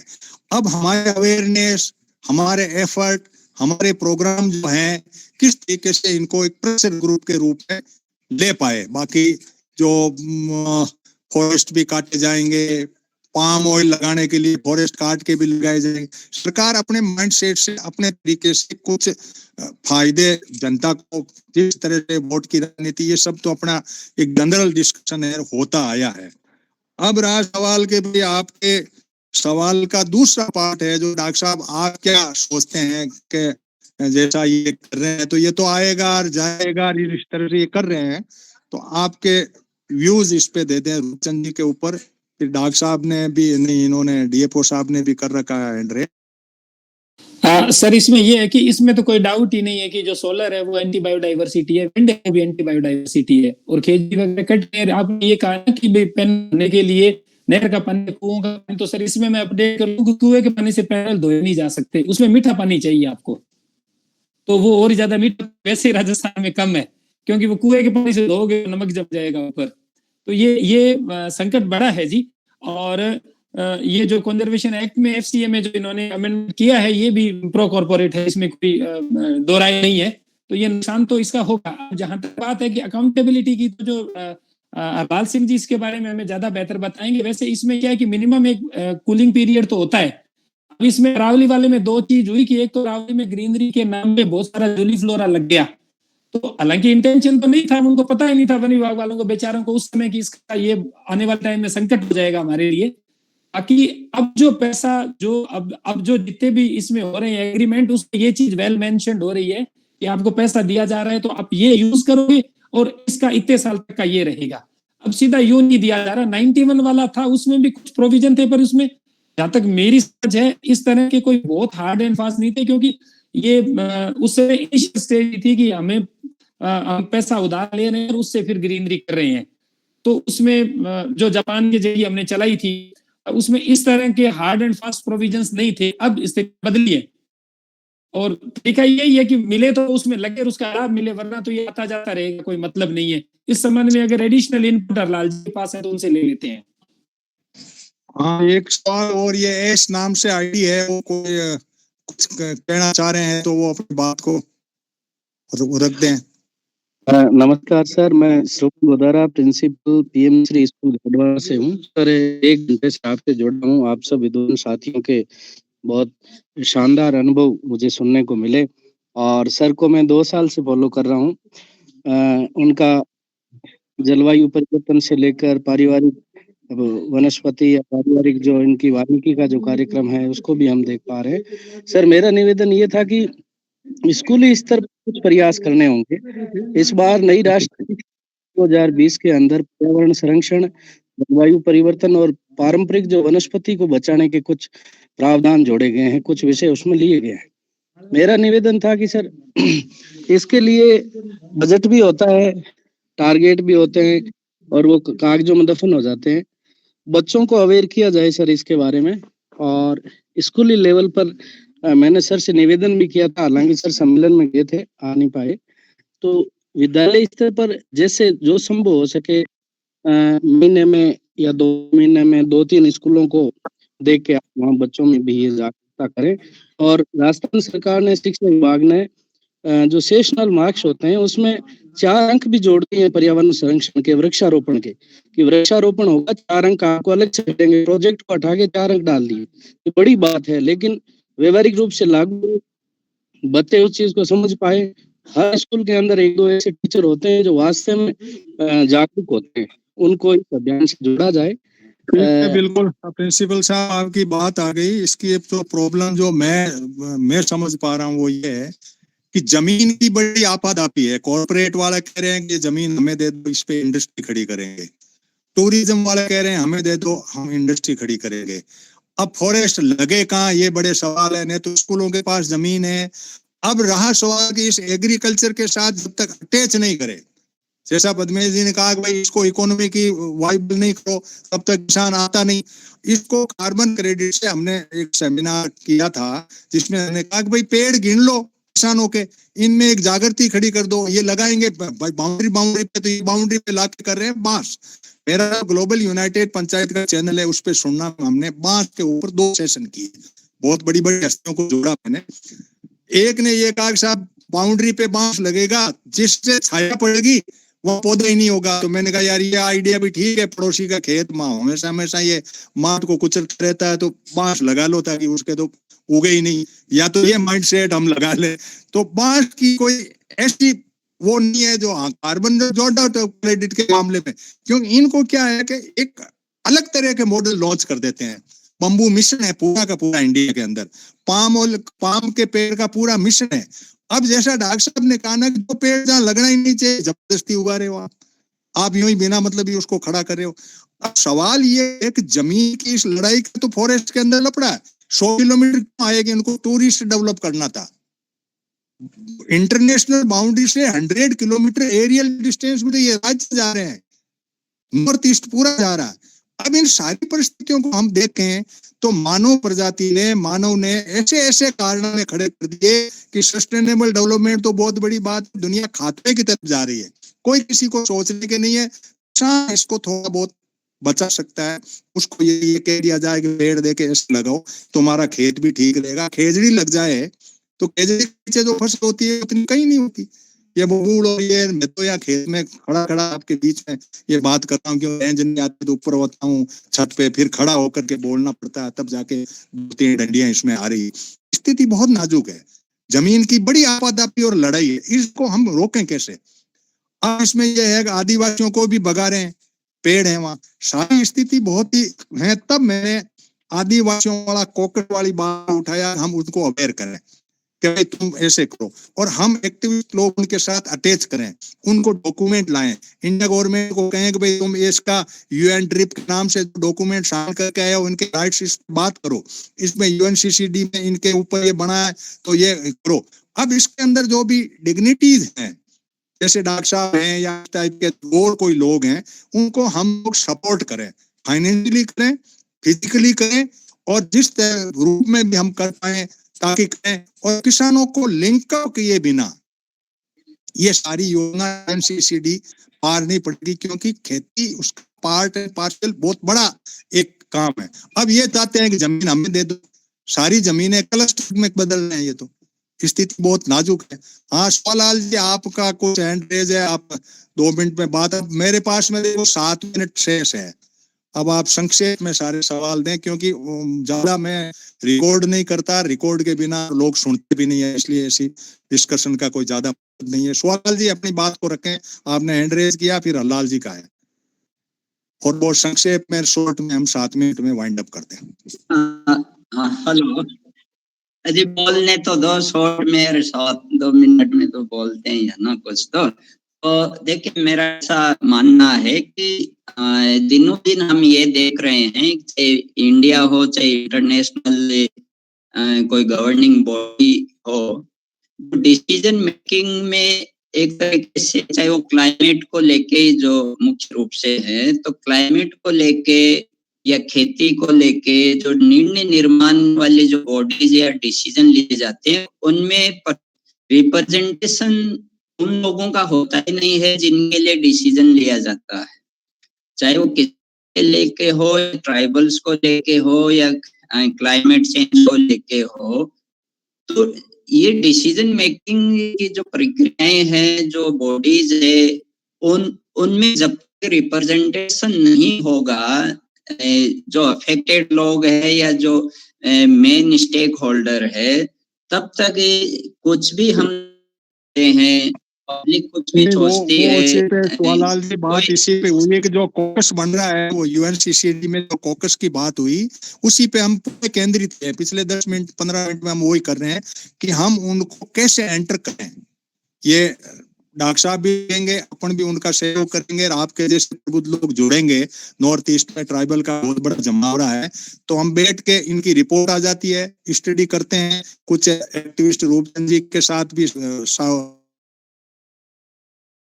लेवल पे इन्होंने बना रखा है, वो लोग जुड़ के और इस तरीके के बनाए और उसमें एंट्री नहीं करे, इसकी लड़ाई हम लड़े। तो अरनाल जी कुछ आप कहना चाह रहे हैं? फिर एक और है मेरे साथ में, वो हैंड रेज करे 2 मिनट में अपनी। सर 2 मिनट में तो नहीं होगा, 1 मिनट दो तो वो नहीं तो 5 मिनट का टाइम नहीं, सब रिकॉर्ड होती है तो फिर उसमें कोई हाँ एक और हैंड औरों को रेज दे कर दो, रखा आपने। औरों को दे दो, औरों को दे दो। हाँ एक हैंड रेज और है, कोई आपकी बात रखना चाहे तो 5 मिनट का कुल समय अपने पास में है।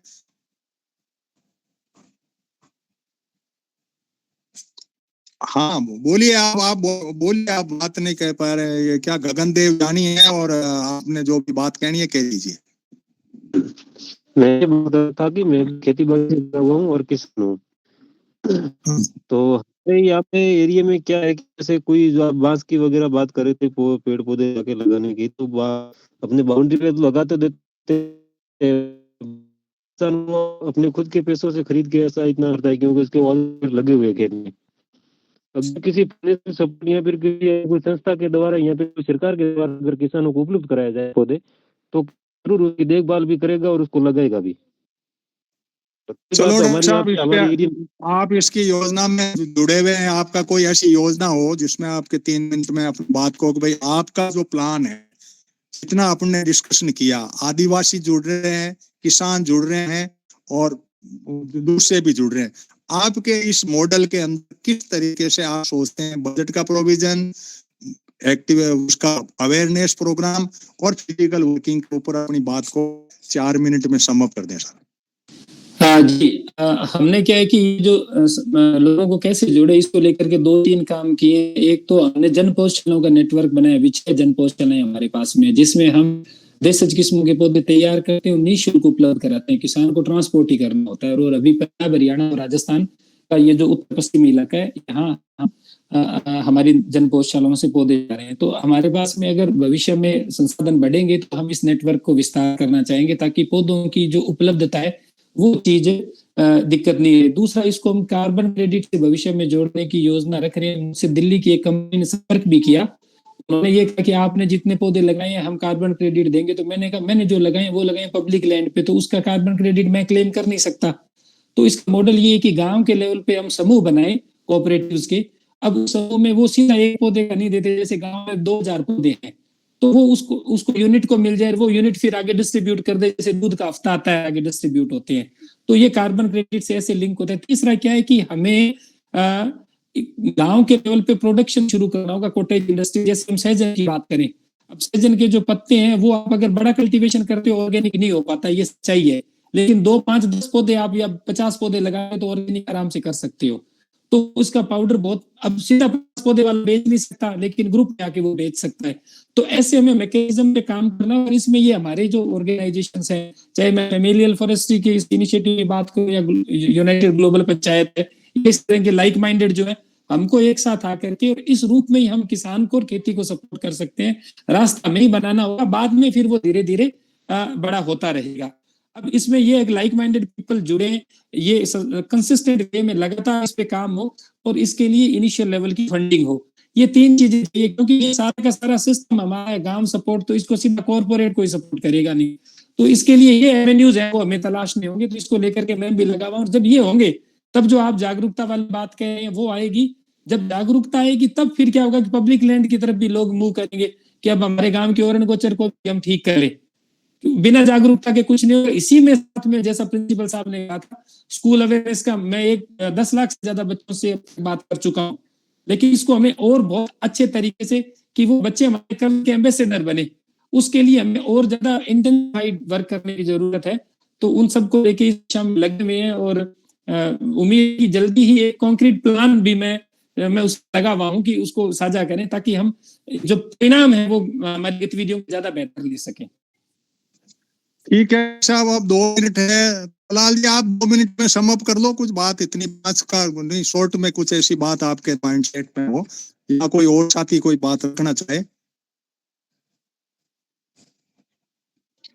सर मैं बोलूं? हाँ, 2 मिनट के अंदर वाइंड अप करने की कोशिश करो संसद के पॉइंट पर। सर मैं समझता हूँ सारी बात। ये जो अरावली अफॉरेस्टेशन वाला मामला था ना सर, उसमें थोड़ी सी बात करने का मन था, और आपने भी सभी ने कहीं कहीं थोड़ा सा है उसमें। जो पैसा आया था उसमें कोई बहुत सारे गाइडलाइंस वगैरह नहीं थी। बात ये थी कि वृक्षारोपण करने, अफॉरेस्टेशन प्रोग्राम नाम यही था, रखा था नाम। और मुझे भी ज्यादा बड़ी जिम्मेवारी देने का कोशिश की थी सरकार ने। मुझे 2 जिलों में, एक जिलों में एक ACF लगाए थे, मुझे झुंझुनू और सीकर दोनों का लगाया था। तो हमने सोचा कैसे न कैसे हरियाली तो पत्ते तो बढ़ाएं, हरियाली बढ़ाएं, थोड़ा बहुत ऑक्सीजन तो ज्यादा मिले। और जो जंगल खड़े हैं ना साहब अरावली की पहाड़ियों में, पहले से जो अपने 20-30 वेराइटीज हैं, असली जंगल जिसको अपन ओरिजिनल जंगल कह सकते हैं, यहाँ के नेचुरल कुदरती उगते थे, वो उनको सुरक्षित कर लिया जाए कैसे न कैसे। क्योंकि उस समय ये बड़ी बहुत बड़ा संकट था, ये जो गैस वेस का नहीं था उतना, और बड़ीता हर जगह चाहिए था, चाहे चूना जलाना हो, चाहे सीमेंट वाला हो, चाहे कोई ईंटें पकानी हो, चाहे कोई और हो। तो किसी से चोरी से मांग के, ठग के, कैसे भी बेईमानी करके बड़ीता वहीं से आता था, वहीं से आने की संभावना बनी रहती थी। तो उसको करने के लिए हमने क्या किया, लोअर नीचे नीचे जो एरिया थे उसमें जूली फ्लोरा लगाए। मुझे पता है इसके बहुत आगे चल के बहुत बड़े नुकसान हो गए। मैंने एक वर्किंग प्लान लिखा था सिरोही डिस्ट्रिक्ट का, उसमें उसके पहले वाले का और हमने कर दिया अरावली फॉरेस्टेशन उसके बाद में है। तो पहले वाले में तो जूली फ्लोरा का नाम ही नहीं था, सारी प्रजातियां थी उसमें।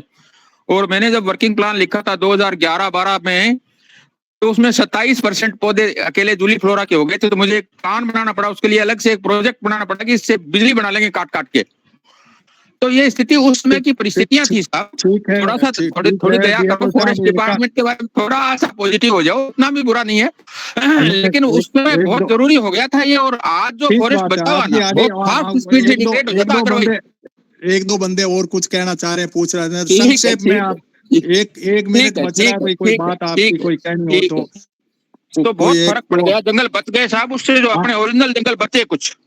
हाँ, कोई साथी बोलना चाह रहा तो भैया 1 मिनट में वाइंड अप कर रहे हैं इसको, मीटिंग को। कोई बात हो तो तुरंत कह दें, तो 1-आध मिनट प्लस माइनस कर लेंगे।